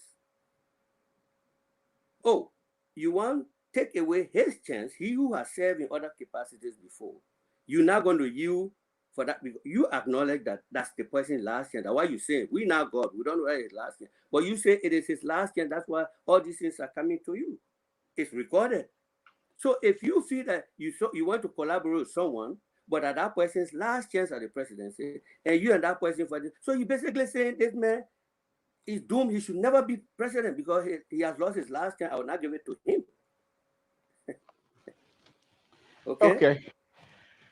All right, Mr. President, you and I have been on it now.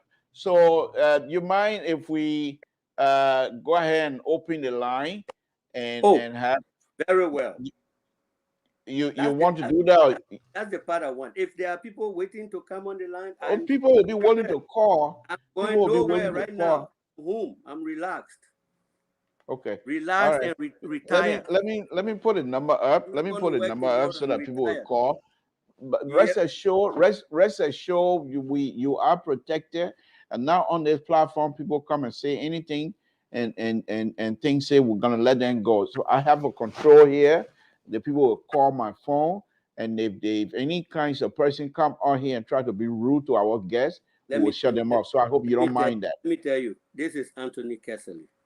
There is no debate forum or so that I have not appeared. Even if you come on such a platform and insult, it actually reflects on you.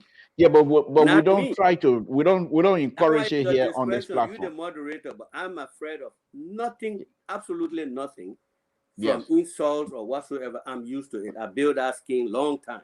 Yeah. I call myself Bloku Elephant Skin myself, but we don't encourage that here because this is considered to be one of the best intellectual platforms. You come here, we expect you to actually make a point to the guest, and when you make a point to your guest, we're not going to tell you what to say, but if you come out and use colorful languages to describe situation or any other, then that means you're forfeited your right to be part of the conversation. And I think the audience are quite aware of that as well. So let me go ahead and put the number up. And before we do that, is there anything that perhaps you wanted to touch on that during the questioning or conversation period and you didn't have, maybe because of my liberal view, try to interrupt liberally, and then give you the opportunity. You care to address that now? Not blaming you.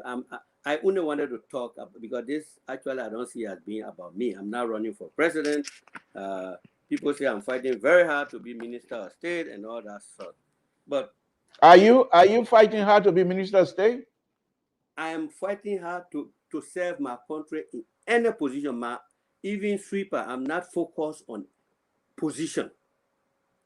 So, but wait a minute, Mr.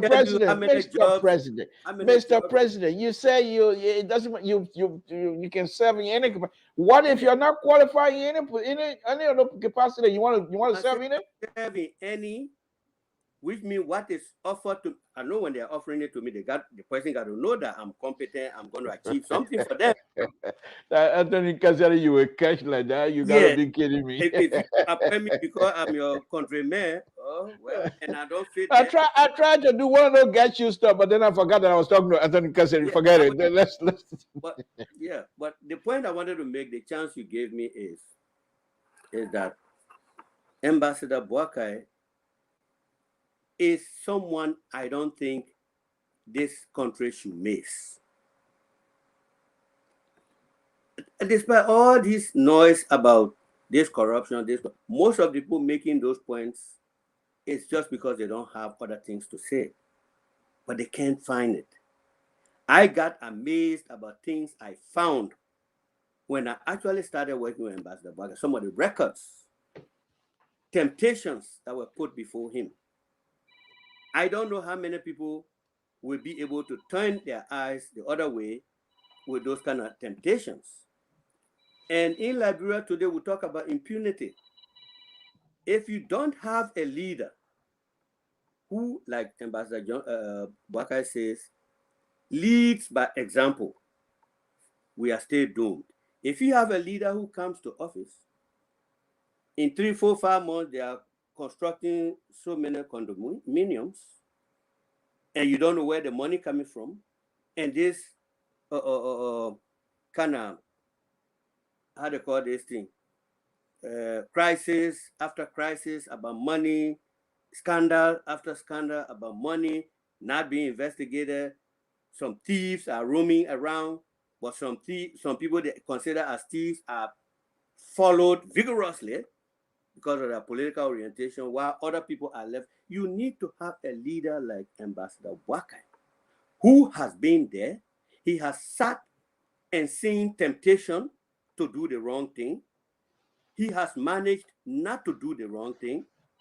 I don't see anybody in the political context right now that can come and tell me I have been in the same situation as Ambassador BOAKAI, and I have never fallen for it.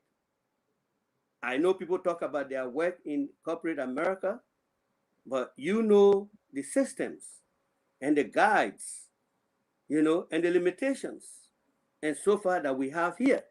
Sometimes you're talking about millions and millions of dollars, you don't even see it. Okay, they just say you supervise it, but you don't see it. In Liberia, a president or vice president can sit there and call the governor of the bank and say, I need $20,000. It'll happen, and they'll come running with it. A man who lived through that several years, and people are still struggling, they got to create lies just to say there is more, because we in Liberia now are feeling that no Liberian is capable of being honest and clean. The moment you stand up, you see the boy in the Senate, because he tried to do the right thing. Dylan, what happened? These guys who like doing it the other way, they will cry you down. They will look for mud. Nobody goes to celebrate you, to say, oh God, this is a light that we should look up to. It's a beacon. Instead, the fight is how to get you dirty and bring you down. And that's what's happening to Ambassador BOAKAI. Honest man, nothing you can find that he did. The mayor's son working at Maritime commissioner dismissed him. Now on SAMSON, he doesn't intervene. There are many instances. They don't have the best cars in town. So I just want to tell you the quality that he brings, and this quality is important only because a leader that has that can set the tone for the country. Right. If you don't have a leader that can set that tone, these people who come with hell of a money throw it all around, and when they take power, they got to replenish what they spend. We will still be in the same vicious cycle. That's what makes Ambassador BOAKAI to stand out. Thank you. Let me leave it. Maybe questions will come again. And okay. All right. Let me take this caller. Caller Samson told Liberia Public Radio, what's your name? Where you're calling from? What's on your mind? I have with me. Hello. Yeah, but can you lower your monitor, please? Because I can't hear anything. Oh, fine. Hello? Yeah. Hello. Mr. To, I'm sitting here watching your show and observing Mr. Kesselly. Okay. You understand? Everything Mr. Kesselly is saying, that's me again. I speak for myself. Hold on 1 minute. Mr. Kesselly, can you hear? Her name. Huh? Her name. What do you say your name was again? I said my name is T. I'm calling from New Jersey. T calling from New Jersey. Okay. Yes. Go ahead. Okay. I'm sitting here, everything Mr. Kesselly is saying, he contradicting himself. You understand? And let me clear one or two things. Mr. Kesselly is saying that one or two things he said about who will want to put somebody there where hasn't been in the government should always put a relation. Why wouldn't somebody want to put somebody who was vice president for 12 years or whatever? And at the end of the day, I always ask the question, right? If BOAKAI was so much of a good vice president, was so honest, and that man with wisdom and clean, why Ellen Johnson Sirleaf did not put his hand up to make him the next president of Liberia instead of George? Yeah. All right. One question. Okay. Now, actually, yeah, one more thing. I got one or two. No, give me 1 minute. Yeah, we got a lot of people. Let me just say the other one. Just ask one more question. He said something.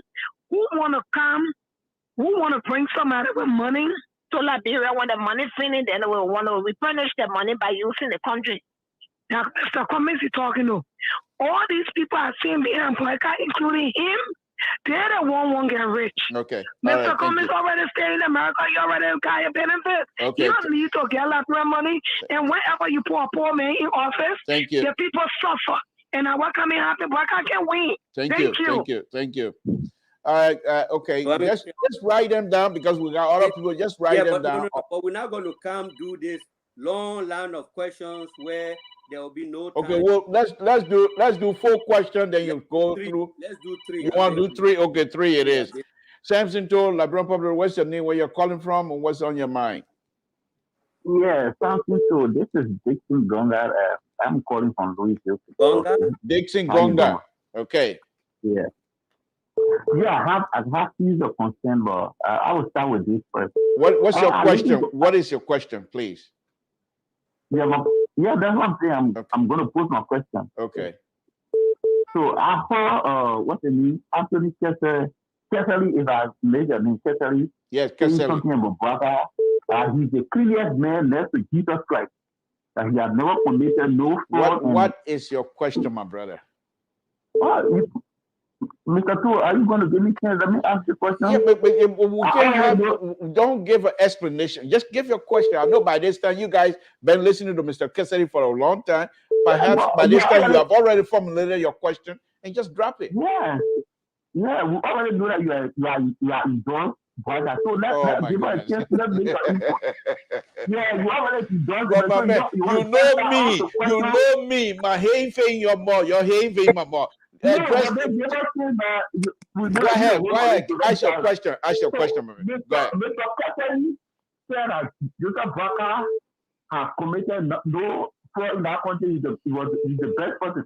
But in 2011, Joseph BOAKAI was in the Senate.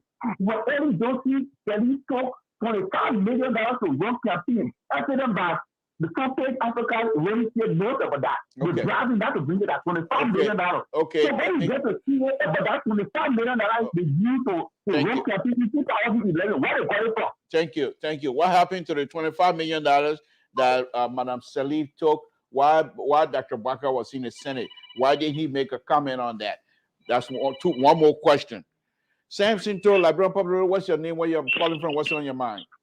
Thank you, sir. My name is Joseph Conto, and I'm calling from Charlotte. Joseph Conto, calling from Charlotte, North Carolina. What's your question, sir? Yes, sir. I have a question, but let me just clarify one or two things that Mr. Kesselly said. Mr. Kesselly, No, we're not taking clarification, and we'll do the clarification at the end. Just ask your question so he can yes, answer sir. them, and then we'll move on. Go ahead. Sir, my question to Mr. Kesselly is that he's saying that we need the best for Liberia today, and selecting the best come with competition.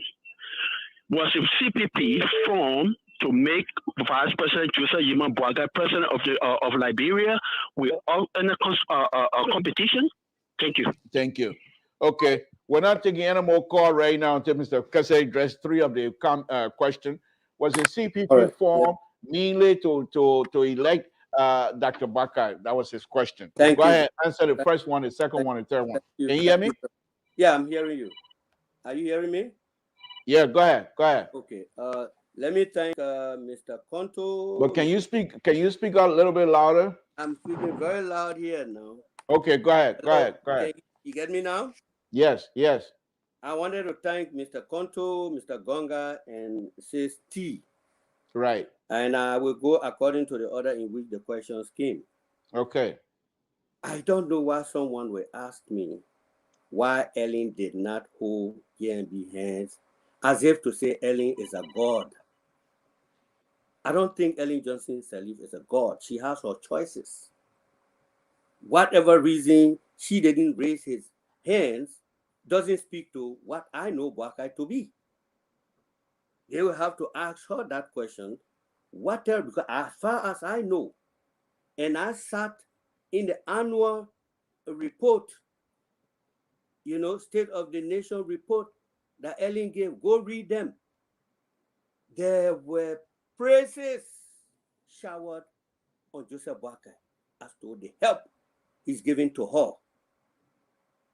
If you say that was deception, I don't think so. I think she was being sincere. Okay.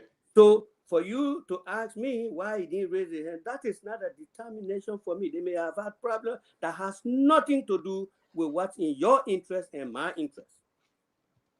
Okay. Then you say, I spoke about people are speaking to Cummings, bringing money, this and that. My people, Cummings is very new coming to run for president.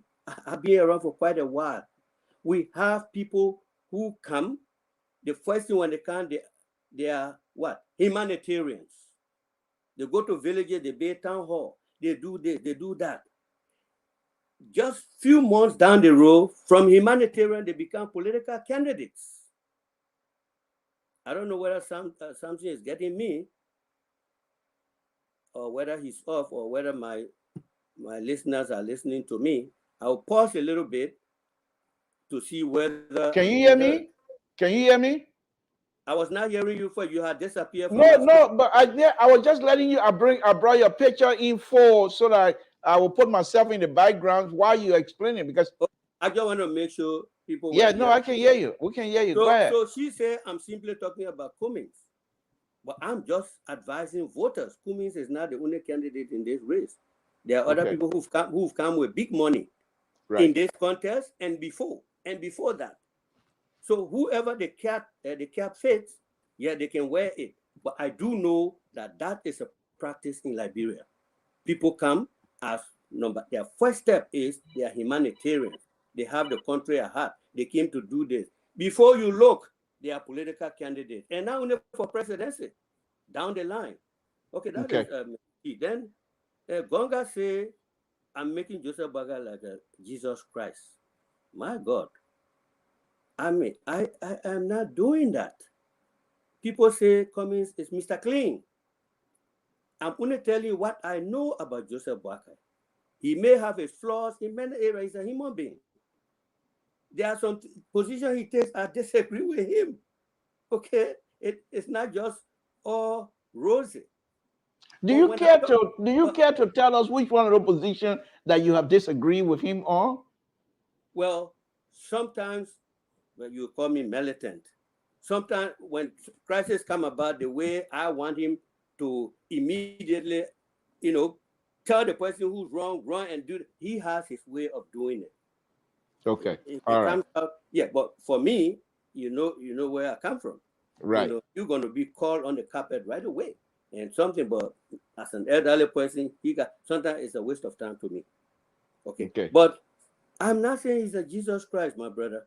And to say I should come talk about 25 million that they took 2011, I didn't hear about it. I had not gone to Liberia to work 2011. Our ULAA president here, Mr. Tosa, knows that one. I went 2000, the 18. end part of 2012 for my probation, but I came back and finally resigned and retired and went 2013. And I don't know, I can't speak to it. If they stole 25 million, then I don't know where BOAKAI put it when his campaign, he didn't have money. You understand? Okay. So I can't answer to that. He has to bring more evidence as to what he has to say that they stole 25 million. Because Liberia, you know, it goes around. Everybody stole everything. Right. Now, somebody is asking whether CPP was only founded to make BOAKAI president and no competition. Have I implied that in any place? I said their framework document. I didn't participate in the formulation of the framework document. I was not part of it at all. I was in serving my country in different capacities. I was not consulted, even as someone who's opposition. I have no line, no alphabet in that document that I put there. They said they should go for consensus building first. After that, they do voters' perception survey. I remember one time Cummings pushed the voters' perception survey heavily, and there were a lot of hula baloo about it, but they made it second, then primary. Okay? Consensus is democratic. Once you can agree.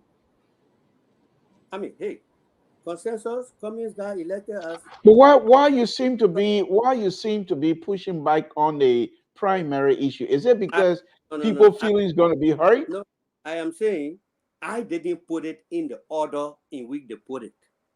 Okay. They put consensus first. But it doesn't mean you hit primary now, does it? Me, I look like somebody who's scared of primary from the election that I passed through from ASU to ULAA to different organizations. I'm never afraid of. If I can make it, I know straight. I don't bother myself. But I have to see my chances. Okay, let's start taking the other colors. I didn't say CPP was formed to make BOAKAI president, but I was praying that he would be the president. He would be the standard bearer. I'm still praying for that. Okay, let's take three more questions, and that will be the end of that. And then my buddies will come on, and then we can have our closing on that. But you want to take three more, or you think that's good enough? You want 10, Seth? I'm prepared. Okay, let's just go three more. Let's just go three more. I'm not going to work tomorrow. I got no work to do. Okay. Mr. George, thank you for joining us. Do you mind, Mr. George, if you can join Mr. So later on, you guys come and let's do analysis on this program instead of asking a question, or you want to ask a question anyway? No, okay, no problem. That's okay. Okay. All right. Samson to LeBron Public, what's your name? Where you're calling from? What's on your mind? Hey, Mr. To, how are you, sir? Oh, thank you. What's your question to Mr. Kesselly? Well, my question is, what do you say your name is? I'm Mr. Jackson, calling from Massachusetts. Okay, Mr. Jackson. Okay, but what's your question to Mr. Kesselly, please? My question is, according to him, he was a policy advisor to Mr. BOAKAI during the last administration. Right. And my question is, as a political advisor to the president, Mr. BOAKAI running made Mr. Yonkwe make a remark or a speech that no Liberian from the diaspora would be given any job. What was his advice, to the vice president when Mr. Yonkwe make that remark? Okay, write it down. All right, fair enough. What was the advice you gave to the vice president when Mr. Yonkwe made that statement? Okay. So let's wait for another caller here. You guys, when you call and I'm not picking up, that means somebody else is on the line. So give us a call. We're going to take three more questions from Mr. Kesselly, and then after that he will come out and answer that. Then I think we will call it good for the night. We hope, Mr. President, you think will you like to join us again from time to time here? Just it depends on my. I will soon be in Liberia anyway. But once my time, and I have a lot of time on my hand. Let me tell you. Okay, let me take this call here. I'm always available. Okay, Samson to LIBERIA Public Radio. What's your name? Where you're calling from? What's your question to Mr. Kesselly? Hello? Yeah, Mr. Toe, this is Sam calling from Australia. Okay. You said what's your name? Yeah, this is Sam calling from Australia. Can you hear me? Yeah, you said Jet? Yeah, okay, go ahead. Okay, go ahead. What's your question? Samuel. Okay, yeah. my question here. Yes. With what's happening now in the CPP, and Mr. Cummins is saying he's not going to go second place, and BOAKAI either is not going to go second place.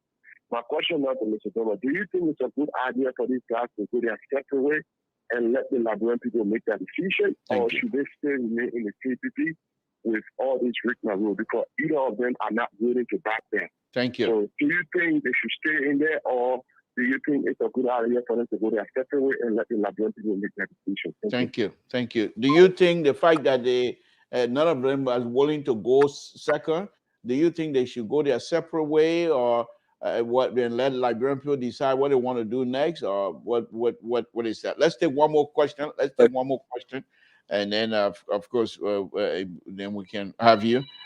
Okay, Samson to LIBERIA Public Radio. What's your name and what's your name? Where you're calling from? What's your question to Mr. Kesselly? Oh, thank you, Mr. So, my name is Alex Nimle. Nimle, okay. What's your question, sir? Alex.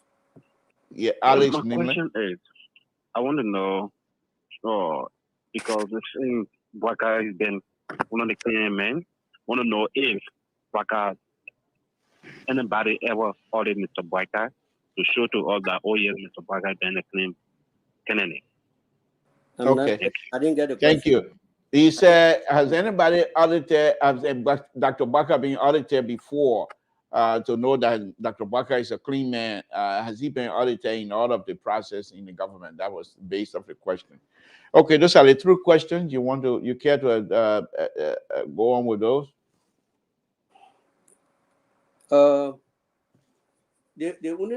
Let me start from Alex, the last question. Okay. You know, people ask that question. My people, our government is open to all of us. You see, you can't do an indictment on assumption. Has Mr. BOAKAI been audited?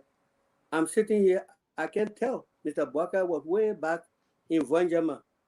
He left from there, I didn't hear any yo-yo. He went to LPMC. He left there, I didn't hear any yo-yo. Whether they audited him, because he was the first Liberian to be managing director of LPMC. He went to, then he came to the political level now, he was Minister of Agriculture. He left from there, I didn't hear financial yo-yo. Okay, all through the 12 years, if you want to find out, you don't come to me to find evidence whether he was audited or he was not audited. You go find out if he was audited and if he was caught in anything. As far as I'm concerned, the office I work with him on is the vice presidency. And I know what we did in our transfer of power. And I'm sure the Joel Howard Taylor office will tell you what we did. Even shipments that were coming to BOAKAI, rice, those were some of the first things this government got. It was turned over because it was on the vice president of Liberia. That some people, that one is FOC now, lost in action. But everything was turned over. FOC. So, full of crime. I do not know of any audit that he has been subject of in which there's any question. If you don't go out holding flag, you can't audit me, you can't audit me. Audits are necessitated by certain things, but maybe the leaders feel. Some audits may just be for administrative to see how they can better structure, not necessarily for catching a criminal. Some audits come because when you are accused really of stealing, they can come to catch you, the corporate, and get restitution. So when people say audit may not be all that negative anyway in all aspects. So yes, I don't have any paper on which BOAKAI is audited, but I have no paper equally alleging, official document, government document, alleging that BOAKAI committed this. And it was left unresolved because there are a lot of people who are on paper accused, reports are there, but it has not been investigated. But I don't know that about BOAKAI. So I wouldn't be able to tell you about audit. If you can do research in places that he worked and then come out with something, the audit is either good or bad, and you tell us. But I wouldn't do that job. Now, whether they should go their separate ways or they should stay together, my prayer, my hope, and I stated it from the beginning, maybe the listener was not here, was and presently is, if some miracle could happen, to make this experiment work. Because it's not only in the interest of the candidate, it's in the interest of the country. For us to show example from the Grand Coalition all the way down. Collaboration like that have never worked. Except one party can swallow the other one, then that what has been happening. Unity Party swallow Loop and swallow LAP, and all of them came together. United Party, CDC practically swallowed because they came into their collaboration knowing that George Weah is the candidate. No question. This person is there. It's not like. But why didn't they do that from the beginning? What do you think? That question is not for me. If I had been there, I would have really pushed for that, for there to be understanding of these critical issues from the beginning. And there were a lot of good faith among them. And so it seemed to me that they have serious trust issues. A lot of assumptions were there. Good faith, excitement, and the critical issues. Maybe they thought down the line when they come to consensus building, they will get to sit down to do that. But long before the consensus building time came, these kind of situations have developed. So confidence has gone away. A lot of bad blood is there. So let all of us pray that something can happen. But as far as I am concerned, Mr. Bernard did make an allegation. And it was interesting the last time the delegation from ANC came to meet Ambassador BOAKAI, because he's the CPP chairman. They paid a courtesy call on him. And the conversation, I really enjoyed it because Ambassador BOAKAI went through the whole process. Yes, Ure made his allegation. But they have problem with what he said, nefarious. So Ambassador BOAKAI, but the nefarious belong to one person who committed the act. It doesn't belong to anybody who didn't commit the act. So, but granted, that's why Bernard Ure's word was not taken for granted. It was taken as a complaint. And they employed the best practice by coming together, reading the complaint, and deciding what to do with the complaint. To form a committee to investigate. Okay? The committee comes out, it reads the report, then a party says they're taking exceptions to the finding. He was in his right. Maybe he had other issues to present. So I don't see what someone said because they accuse you, so they got to apologize to you, and your email have been damaged. The thing is still in process, being investigated. You can't conclude that your image has been damaged already when your name is not there. You are not named. Okay. Yes, it did happen under your. So I am praying, but I'm very, very sure Ambassador BOAKAI, in one of his answers, if you listen to Spoon Radio interview, said, if we can, I mean, he will do everything, and you hear him, and I know he's good at it. But in the collaboration, it's a different ball game. It will not take only Ambassador BOAKAI to solve this problem. It has to take the goodwill of the other collaborators because they are all equals. Some people say, oh, when this thing was happening, Ambassador BOAKAI, he's the senior man, he's supposed to get up and do. I said, my people, the framework document says there are 4 equals. So if he's to step to do something as a senior, it has to meet the agreement of the others. It's not a privilege he has in their framework document to say, okay, you older, you being government more, we will give you this greater power over us. It's not there. They are all equals. Okay? So I wish we all can pray that something happens and things turn around. But the way I see it, it might end up, someone say, what would you want? It's not what I would want, but eventually that one might happen. If we don't put our eyes to that one might happen, much to my disappointment. Okay? So I don't wish for it, but right now I can't calculate how we're going to turn around. Okay. Now, that one, someone said, Nukwe said, the vice president said, I know of a tip, and there was no place on that tip that said people from diaspora will not get a job. He was talking about particular people that he had beef with. And we later realized at the time, when we did our investigation, that thing was recorded long before he was chosen as vice running mate. They brought it out to tarnish the image, made it like it had just been said after the mayor was nominated. It was an old recording that was brought. That was my last information on it.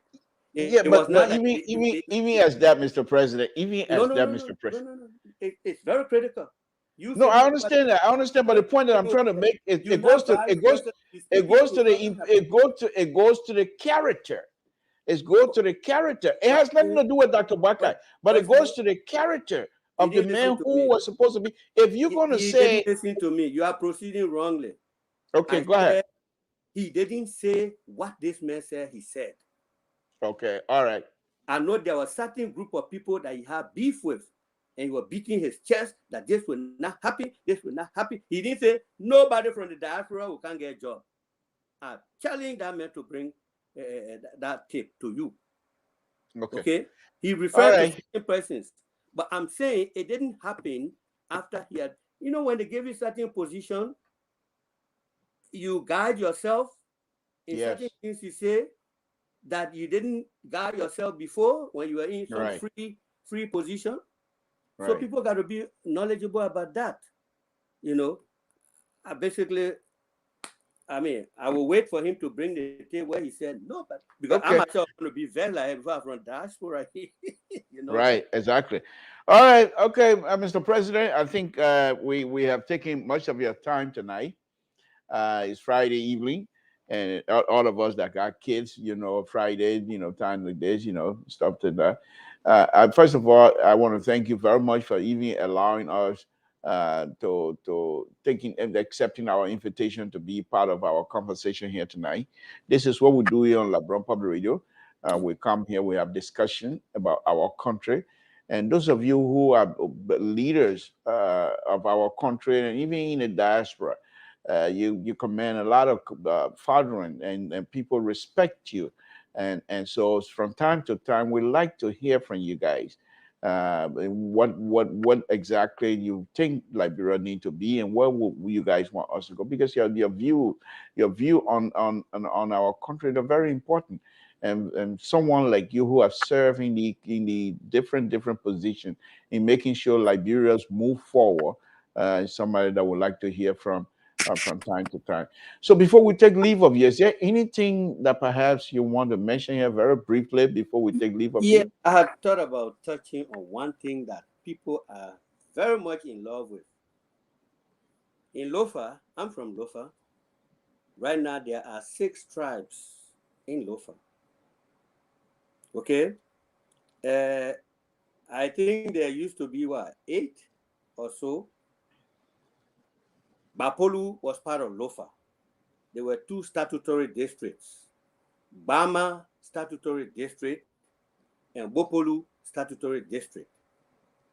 They have Bele people in the Bama area, and they have Gola people in the Bopolu area too.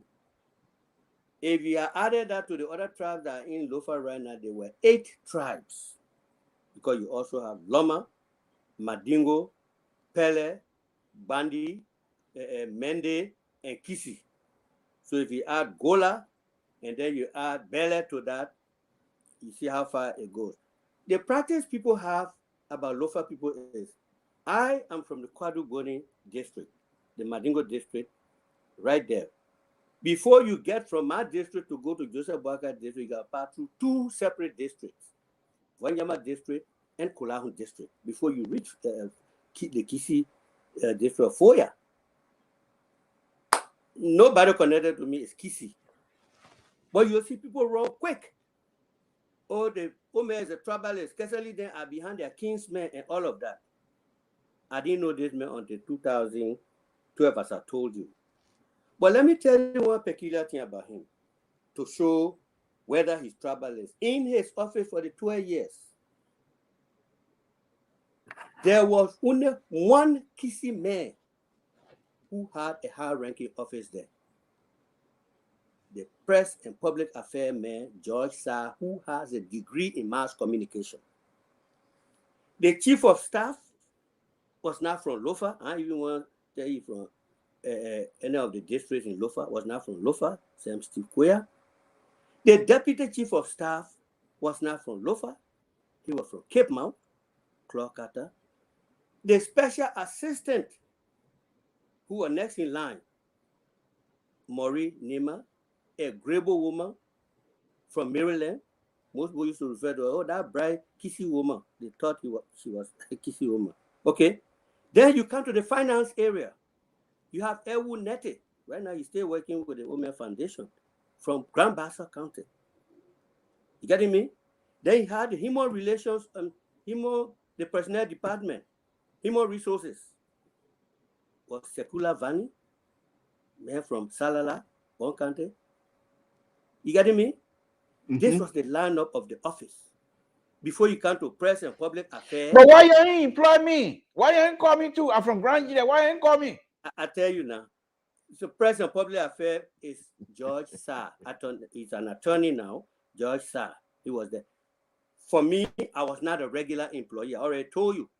Right. And Joseph BOAKAI didn't pick me to carry me to his office. It was a competitive process that went through with 7 other competitors. And I got selected based on my record and the interview and everything. The only problem I had there, when they sent my name to NSA for clearance, I'm told that they said I got history of plotting to overthrow government. We are student activists. We are against government. All of, those old records from Doe time and so far. That's the only thing they found of us, even though it didn't apply for today's purposes. That's Omer BOAKAI's office leadership I'm telling you about. The procurement, Henry Cocker, not from Lofa.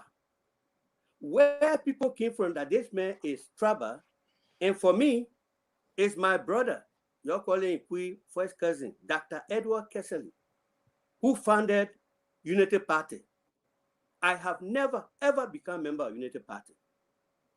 The time he was standard bearer, I was not a member. So what made all troublers and nepotism? What is it they have? It's just fun to throw this at somebody from Lofa? When the Kissy man, the parliament, where is it a tribalism? Before you leave, now that you have brought in this Lofa, long list of Lofian and the capabilities of people from Lofa, what do you make of the Senator Bonnie Samaka issue? And I'm speaking strictly to you, the fact that you are from Lofa. How does it make you to feel? The fact that someone was elected by people from Lofa County, and because of some other reason, legalistically. When I see a lot of other people who are in financial problem with the government, roaming around, free, and certain people are targeted, that's how I feel. Because if the government was really going after all these people that got all these financial clouds hanging over them on the books, I would say, oh yeah, they're just doing their job. Okay. But I feel all right. Of the men, and I'm saying that I was supposed to be a competitor against Samuka. I was running from the beginning. I just pulled out. So I'm not doing it. I'm favoring him. But they clear him to run. You clear the man to run, not to occupy the seat. Yeah. Those are questions that come to my mind. I don't think it's fair. But if the Supreme Court decides, hey, what do we do? Okay. Go on so, Mr. President, I don't want you to disclose to us what your schedule of going to LIBERIA will be. But if it is longer than if it is more than a month or so, will you care to grace the occasion here again one more time before you go to LIBERIA? It might not be that long. I'm telling you, it just depends on a few factors. If those factors add up, it will not be a month.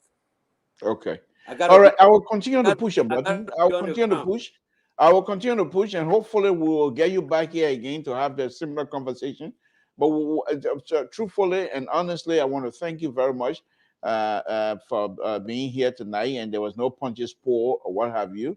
We disagree on a lot of things, and you flat out say, "I'm not going to answer that because that would be something of a character that I don't intend to do." We'll respect that and we'll leave it as such. But I want to thank you very Don't much. take offense. The question somebody No, not at all. Yeah. Mr. Kesselly, Mr. President, the same way you are, that the same way I am.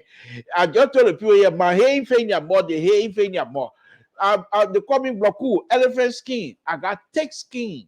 In elephant doesn't fall from the countryside. You kill elephant, you cook the skin for 3 to 4 days before people can eat it. That's what I got. Nobody can do it. So I'm not taking offense to anything. I was saying, Mr. Moderator, there is nothing particularly secret or so that I don't want disclosed, but no. It is just barefaced, unprofessional to do. I agree. Nobody else will hire me anywhere to be the advisor if I did that. Okay. Because I agree. I accept it. I accept it. So anyhow, thank you.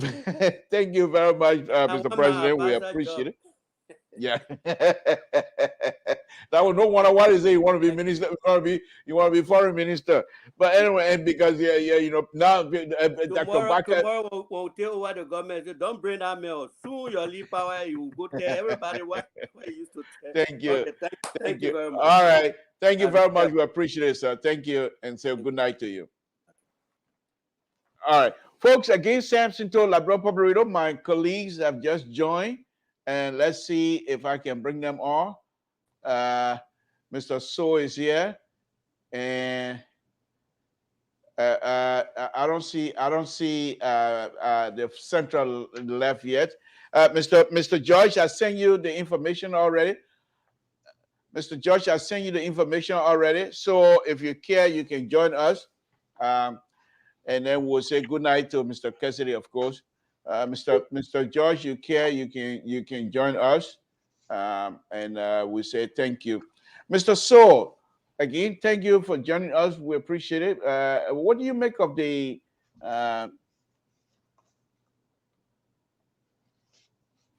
what do you make of the conversation here? Okay, good evening. Am I audible?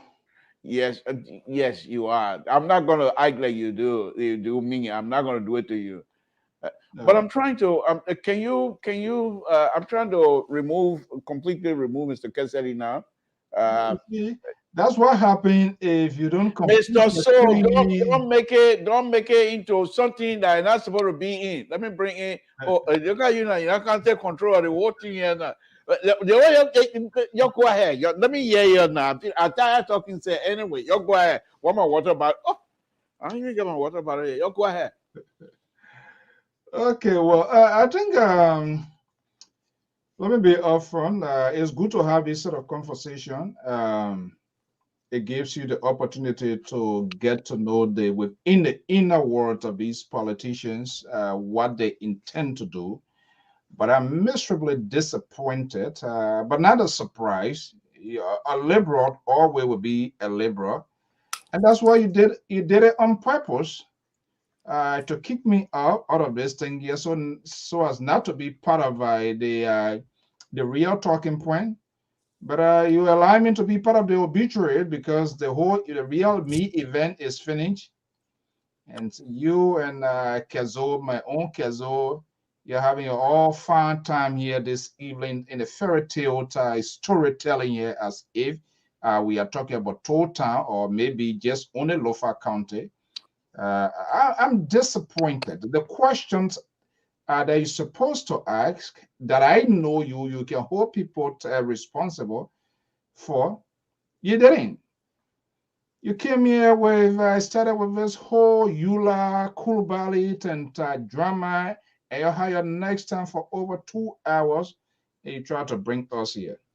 But on a serious note, there were some things that I forecast on this network here with respect to the survival of this CPP. Mr. Kesselly has validated that. This thing's not going to hold. And it's historical. We are looking at the historical part of these opposition's collaboration. And I say it here, but our people, they get a short cognitive memory. That sometimes when people say things and then they jump to the conclusion and try to define what you say, or maybe you just don't like them. The history has not been there, and it will never be there. And I said something here before Pa George comes in. These people hurriedly put this collaboration, this so-called collaboration, without taking a deep breath, taking a good thought, without them coming to the table. But everybody have some sort of baggage and they left it behind, and they just think they're going to do it hurriedly. There was no strategic plan as to how to unseat the CDC comes the presidential election. Those information, I strongly feel there was no extensive conversation. Everybody never opened up. Everybody have something within their sleeves, and they just think they're going to play smart. And that's how you see the whole thing spilled. But in fact, he even stated this, and then we can go to Mr. Josh. He even stated this, that if he had been part of this thing, he was going to insist from the beginning, to do like what Josh, we are in and CDC to say who's going to be ahead. Remember, I said that CDC never didn't go to primary. They didn't do anything. There was a mutual political understanding within the CDC, because there's a lesson learned from the Taylor All-Liberian Conference, from the recent one where Larry talked about the alliance and all of that. So what CDC, MPP, and the Prince Johnson party did was like, hey, they came to a mutual understanding, and CDC came out as a Goliath into the multilateral party and said, hey, we're going to bring our guy. Our guy is George Weah. What the understanding, what they came to was, we're going to come with the presidential candidate, and what we're going to do, we're going to take the running mate will not come from in our party. So what they did was they look at the second opponents of their collaboration that is or was a force at the time, and the only group that was there was what? NPP, and that how NPP was awarded the political party. I mean, the vice presidential bid, to bring in their president. That how Joel Howard Taylor came in. Prince Johnson, he knows he's not going to be a president. He's not it was going to be unrealistic. People are not going to accept it being vice president. He himself has said a lot of ridiculous things, but it got into a political bargain where thereby ministries and other strategic agencies of government will politically be rewarded if elected president. These CPP people, because you guys are so greedy, and you guys did not take into consideration things that you didn't look at here. You just look at your shadow, whatever your shadow stop, and that's how you made those decisions. That would be a good. Now Kesselly has validated it. That's the first time hearing it. That there was a potential. There was some meeting that the core commies, and what happened, what not happened. But you listen to it by George, right? And that's what he said. The core committee and Kumi said no. And Kumi had an agenda simply because both parties did not empty all on the table to have that sort of mutual political bargaining. He also stated, and then we can go to Mr. Josh. He also stated that Kumi were iced by some other people to go second, and Kumi rejected that. So, Mr. Josh, what do you make of the conversation so far? Let me just buttress what Mr. So said. You are just ridiculous on the program today. Oh my goodness! Unbelievable! Unbelievable. Okay, folks, that's what I'm not going to be anything but a liberal. The question, if he doesn't want to answer the question, let the public to make the judgment. But you say, "Oh, okay, let's leave it. Let's go on." He came in. Answer me the question. If he doesn't want to answer, fine. But I asked the question. He said he wasn't going to answer. I said, "Okay, let's move on." So, but you come on the platform, ask every follow-up question. But let me just say something, Mr. So you're alluding to. Look, the CPP, compromise that Mr. Kesselly spoke about is undemocratic in this process. Why you sit down and put documents together? These are the steps we take to arrive at this point. Now you people want to circumvent that whole process. Instead of complete the process, no, you want to come to give a shortcut now. Why they sending people to commies to say he should go second? Once you do all of that, you undermine your own strength? Because you're telling me now that I have a strength. If that's so, why you want me to go second? The process here is we said the democracy, he spoke about consensus, the VPS, then the convention. But Mr. Kesselly said that communists are not talking about consensus, they are not talking about the VPS, they are talking about convention. But the document states that the consensus, it means 4 of them must agree. The ANC people, I don't know what platform he got that in, but the ANC people had not come out to say, we are going to convention. They are not coming out, they don't want VPS. They had not said that. So Mr. Kesselly said, the ANC people only want convention. No. All the platforms of ANC had never mentioned that they don't want the convention, they don't want VPS. No. So yes, the problem. The Unity Party now is caught in a quagmire situation. They are not saying that they want to pour out of this collaboration. Why do they want to pour out now? If the process is laid out, follow the process. Go to the consensus building. If it doesn't work, you go to the VPS. If it doesn't work, then the convention. That's the climax of the whole process. And I do agree with Mr. Cummings. Let the process play out to the end. Because we want to build a democracy. We don't want to start taking shortcuts. What you put on the paper. Mr. Joy, see Samson told. See what Samson told. All of these other comments, he has never displayed anything but to, oh my goodness. So go ahead, Mr. George. Yeah. So here's the thing here now. Then he said, BOAKAI cannot be vice president again. Cannot. What does speak so? Using the then you say that, then you want to point finger at someone that someone has an ego. They only want to be president. But you just said here, Mr. Kesselly, you want to cut your own statement that BOAKAI can only be president. Is that entitlement now? Because you served the country 45 years, 46 years, 100 years, so that means you must be president? The people who to make that determination is the Liberian people. Now you can say that he's right, but then he will go through the process. So a VP BOAKAI doesn't want to be vice president, fine, but let it go through the process. And another thing he spoke about, and I find it very troubling. You asking about Henry Costa. He went back to say, oh, it's not now people seeing Henry Costa. Is Henry Costa the only person? When Henry Costa was seeing all the orations in 2017, why people did not make the noise? Oh, Mr. Kesselly, really?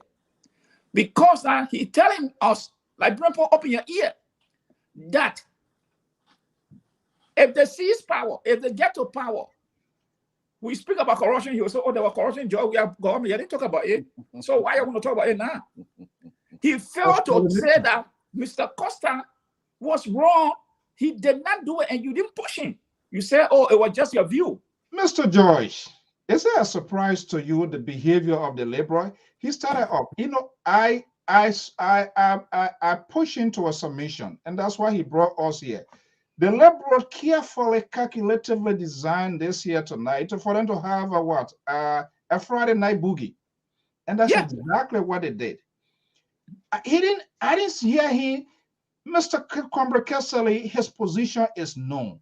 I didn't hear the LIBERIA asking any kind of policy-driven question. All he was doing was going back in the past when we are focusing in the present. He said he was. Give me a chance. Give me a chance. You hire 1 hour, 30 minutes, 20 minutes with a party time, Friday party time here with Kesselly, and he enjoys it so much. Kesselly, when you want to come back here again, you get any time when you're going to. Wait a minute. Look, you guys are taking Liberia for fun, all right? This guy served as a policy advisor. By virtue of that position, he does research, he analyzes and advises. What is he advising right now?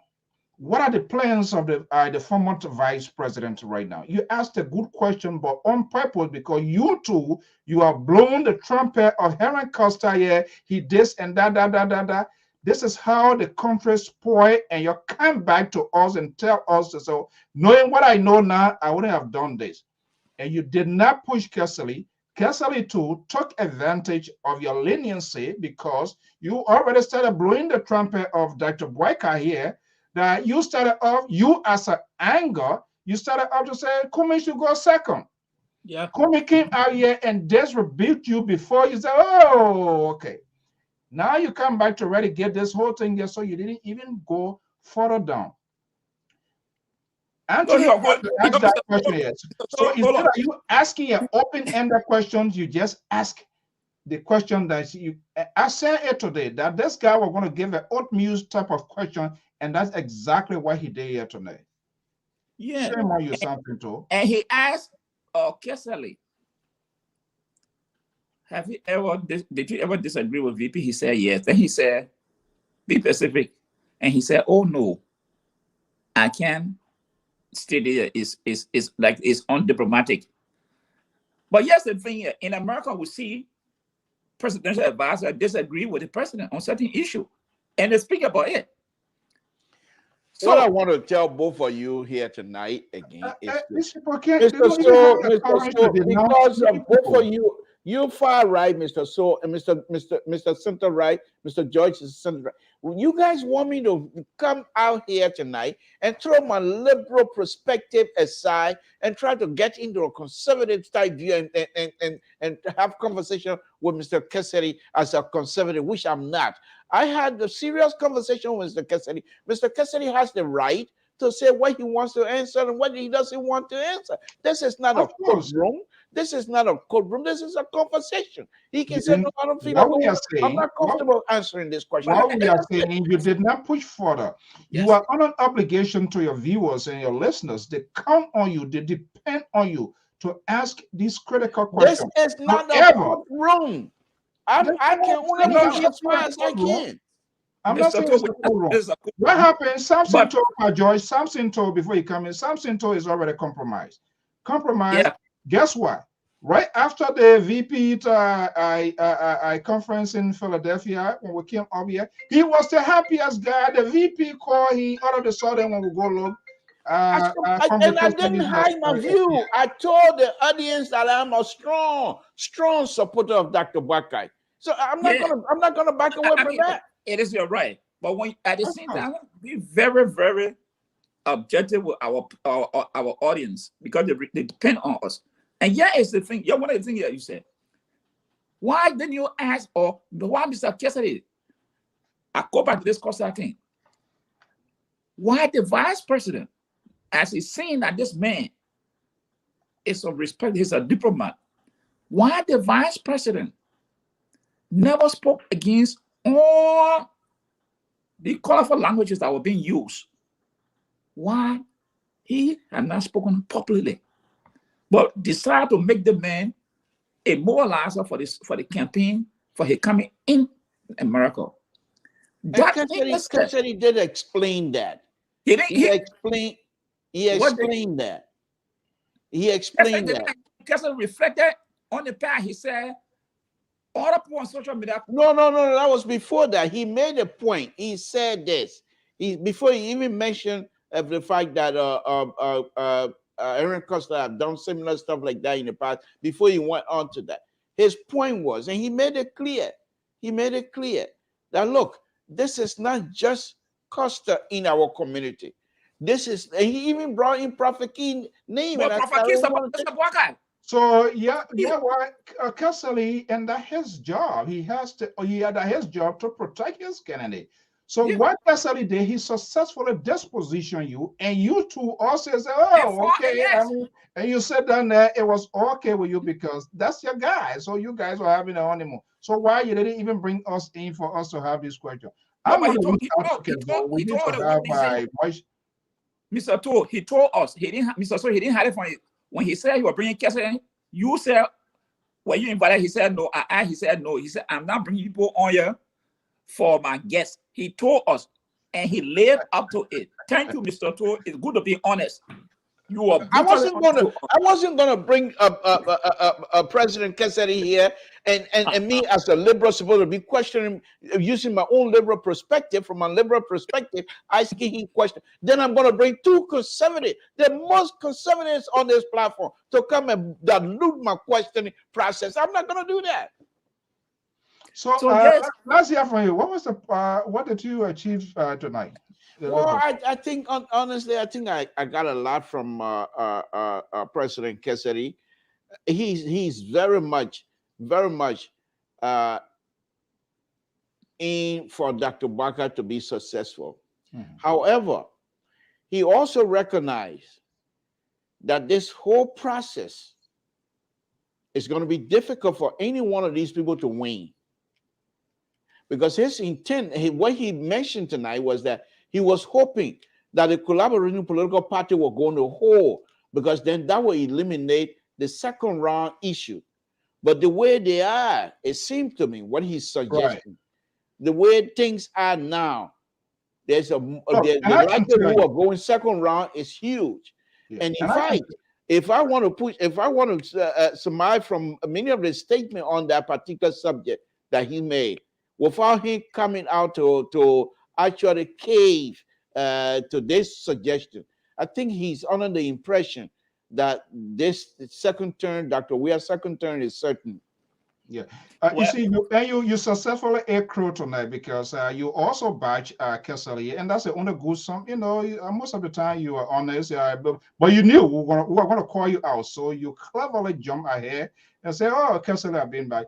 Kesselly is an Okombre. I'll follow Kesselly. Kesselly is a very strong guy and consistent in most of the things. But sometimes people don't follow people activity. They don't know much here. After the Kesselly, the ULAA thing, and that's the actual explanation he provided after that, because I'll serve as an election commission for 2 years. Mariah Seaton, all of them that roll me all around, they all helped with Nelly Savage in my own ocean state of Rhode Island, where we went to Superior Court to testify.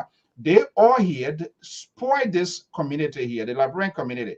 And so sometimes when I see them all behaving, begin to poke in the eyes of the government, I'm like, wait a minute, do you also look in the mirrors? Do you also follow your own track record? But I think Kesselly is a lot to the vice president. The experience is there. He's been the student activist from Tottenham High University and even the ULAA, with all of the things that he has involved himself in. But the big question are some of these young folks who are inexperienced, immature, that are around the vice president, how they're going to conduct themselves and how they all hands are going to come in to really push the agenda of the vice president. That's another critical component that we have. Mr. George, Mr. George, one other thing that I got from Kesselly this evening is the fact that I think he worked for the current vice president, I think, for 2 years. And I strongly believe all of these room on roll with the president, the vice president, and things like that. I think the Kesselly and other people that I believe they don't consider them they don't think they're desirable in working with anybody from CDC. And I think because of that, some of these issues that is affecting the relationship between the president and the vice president, I think is one of those. And they mentioned that he got a letter stating that it's time for him to retire. But when he pushed them, when you push the civil servant, they said, no, we don't. That all wrote that letter. So it's very interesting. So you had a good thing about this. I think Kezo and other folks, though experienced people, this is why it's good the media or government or even opposition to relationship, because the more you put informed people who can articulate, who are smart in pivoting and how to address issue, the more you put them out there, the lesser it becomes to even when the real time comes here. But let's take no comment is offensive to all here. Mr. D'Augusto Silipo say, you guys came to defend Cummings or to say your points of view. Who knows Cummings in Liberia? Because he coming from America, he should be president. You all go elect Cummings for president. Oh yeah. I love this guy here. Not really in defense of Cummings. But this whole thing here, somebody spotted this here. There's an investigation that in place, and we really want to know, because it's not about this individual. The greater portion here that we say here on LPR, what our disagreement with the LIBERIA is about Liberia. We want to see how these people, whether they are managers, they can manage. Political institution is just a small institution, but eventually when they get the state power, they will preside over the national state resources and how they're going to conduct themselves, how decisions going to be made. These are things that we are careful about. So it's not a matter of coming to defend Comey. I don't know Comey from anywhere. Well, guys, we only have about 2 more minutes. But There you go. There you go. The number is in charge tonight. So Black Dragon is about to revenge the death of Bruce Lee. Go ahead. Look, let me say this. This narrative people try to craft around here. He's a newcomer, and Mr. Kesselly made similar mention.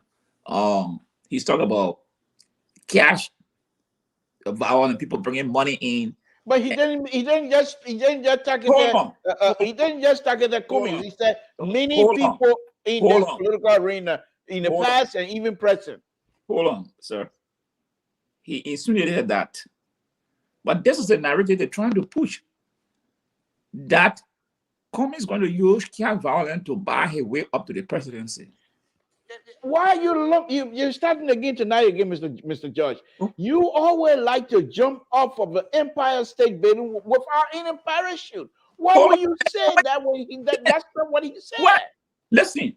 No, but yeah, it's the thing here. Kesselly's job here, when he and the night where he goes on, when you support somebody, your job is to defend and protect you. Okay. Whether you like it or not. So Kesselly is not doing anything wrong. No, and he was very honest. So probably if he was at the beginnings of this, whatever so-called, and I call it so-called collaboration because there was no truthfulness, they didn't look at the short term and long term, go, okay, we want to be joy. We are so let's go. Benana, Yure, Kumi, the Ome BOAKAI, Nyomli Kanga, and all of them put together and get decided. But they didn't even look at the short term and long term goal. What in the long term, what will happen, what now? You want to call the program or call the program, or LIBERIA, you are in charge on it. Have your Friday night boogie. Well, folks, if you're listening, this is Samson Toll. I'm here, but no. Look, Mr. Toll. Go ahead, Mr. Go ahead. Look, these people, all the calculation was this guy just a newcomer. He will not make no headway in this political arena. So let's just put it together. When we get at the end, we say, hey, you go this way and you follow us. But the bureau now, this alligator now and now grew finger on their teeth now. So, Pa Joyce. Yeah. Joyce, look, politics is not a children game. No, it's not a children game.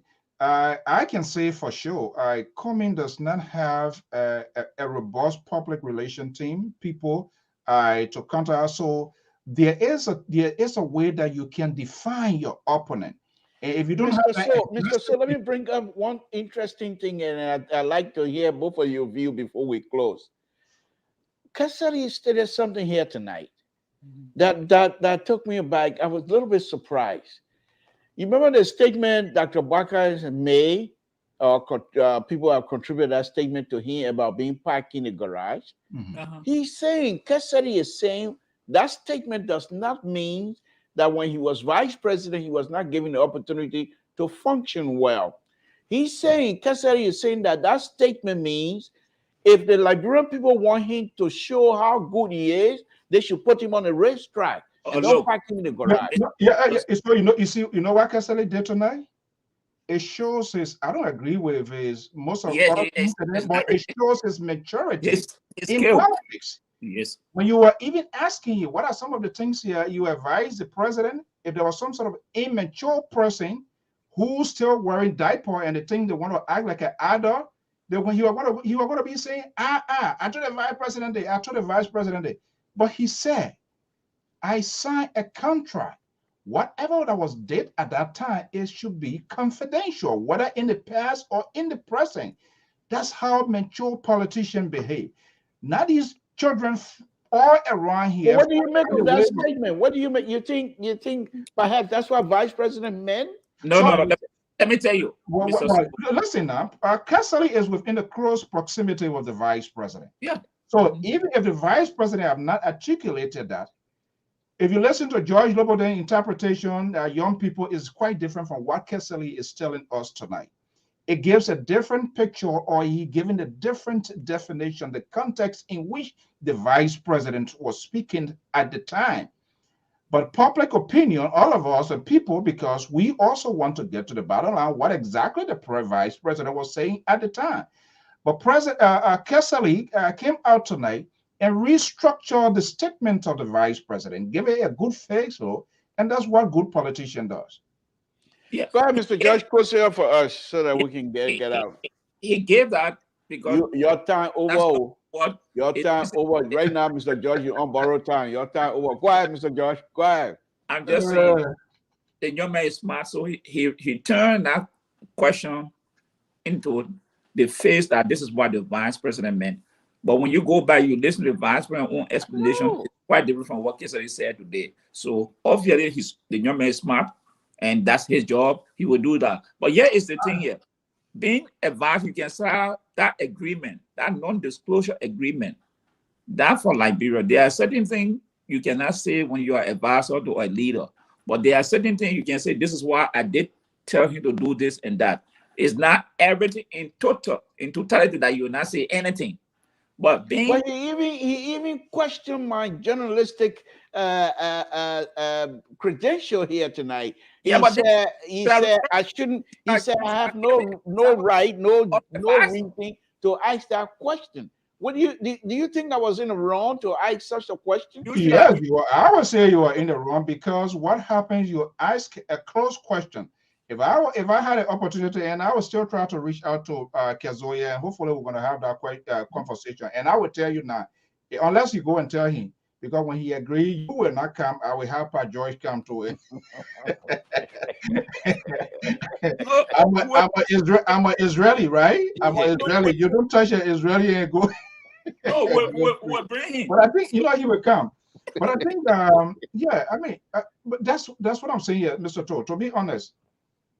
Because what he did there too was to he deflected and he pivoted, because he's a mature person. If there any other little child, their mother start running all over the place like a faucet. Oh, I told the vice president not to do this. No, that's not his job. There is a contract. He has a tag. There was a job. There's a job description. And in as much, the only way you're going to see him going the way other if he was on the other side. Then he would make an argument to say, this is what I told this guy, but he did not listen. But remember, he's still a close confidant of the vice president. Do you expect him to come here to where was your vice president? No, you're not doing that. All right. You're going to sleep fine, pretty fine, and great tonight. That I can tell you. I can see it. Well, to be honest with you, I thought the liberal. It was a good conversation, but whether we agree or not, and I hope the Unity Party. Okay, he's from the Unity Party. No, he said he's not part of any political party. He said he's not part of any political party tonight. Yeah, he's not part of political. He went within the rank and file. People that are close to the vice president, the assumption that is out there that maybe all of those people that are around the vice president, they are Lothians or they are people close, immediate of the vice president. He went on.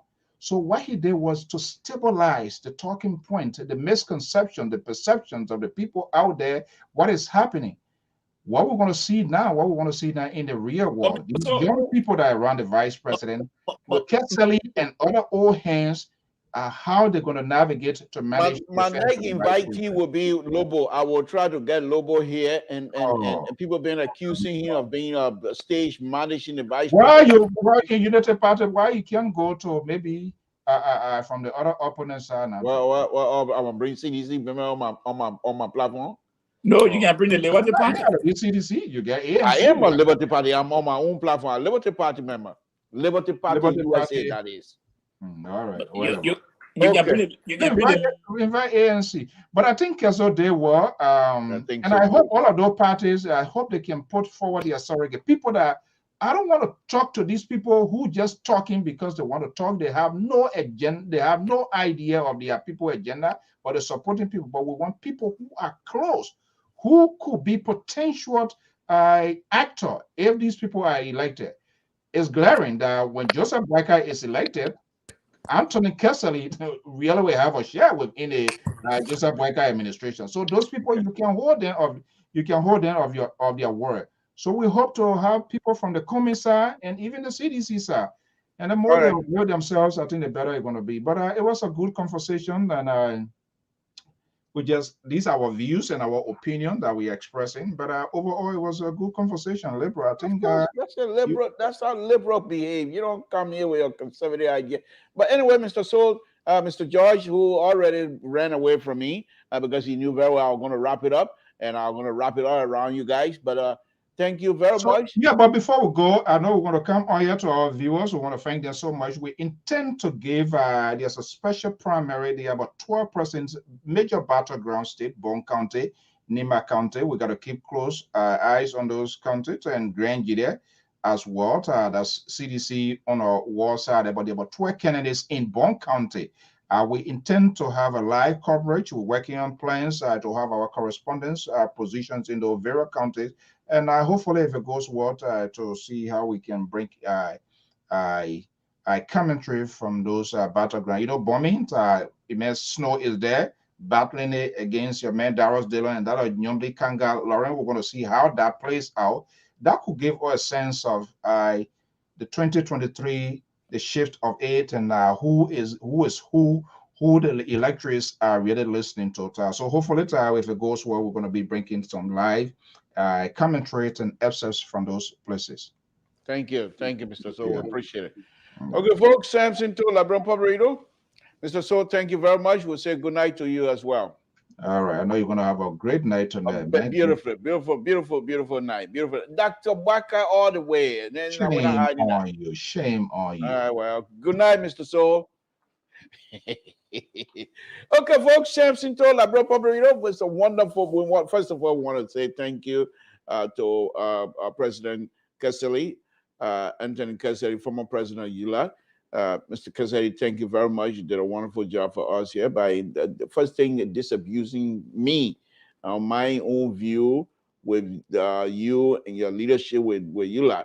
And thank you also of giving us some information, critical information about what's happening within the BOAKAI movement as far as I'm concerned. And thank you for enlightening many of us with the perception that we have wrongly or rightfully, whatever it is. You made some serious clarification here tonight. I hope we will have the opportunity to do it again. Again, folks, Samson to LIBERIA Public, I want to thank all of you, and we'll say good night to all of you. Thank you very much, and good night, folks.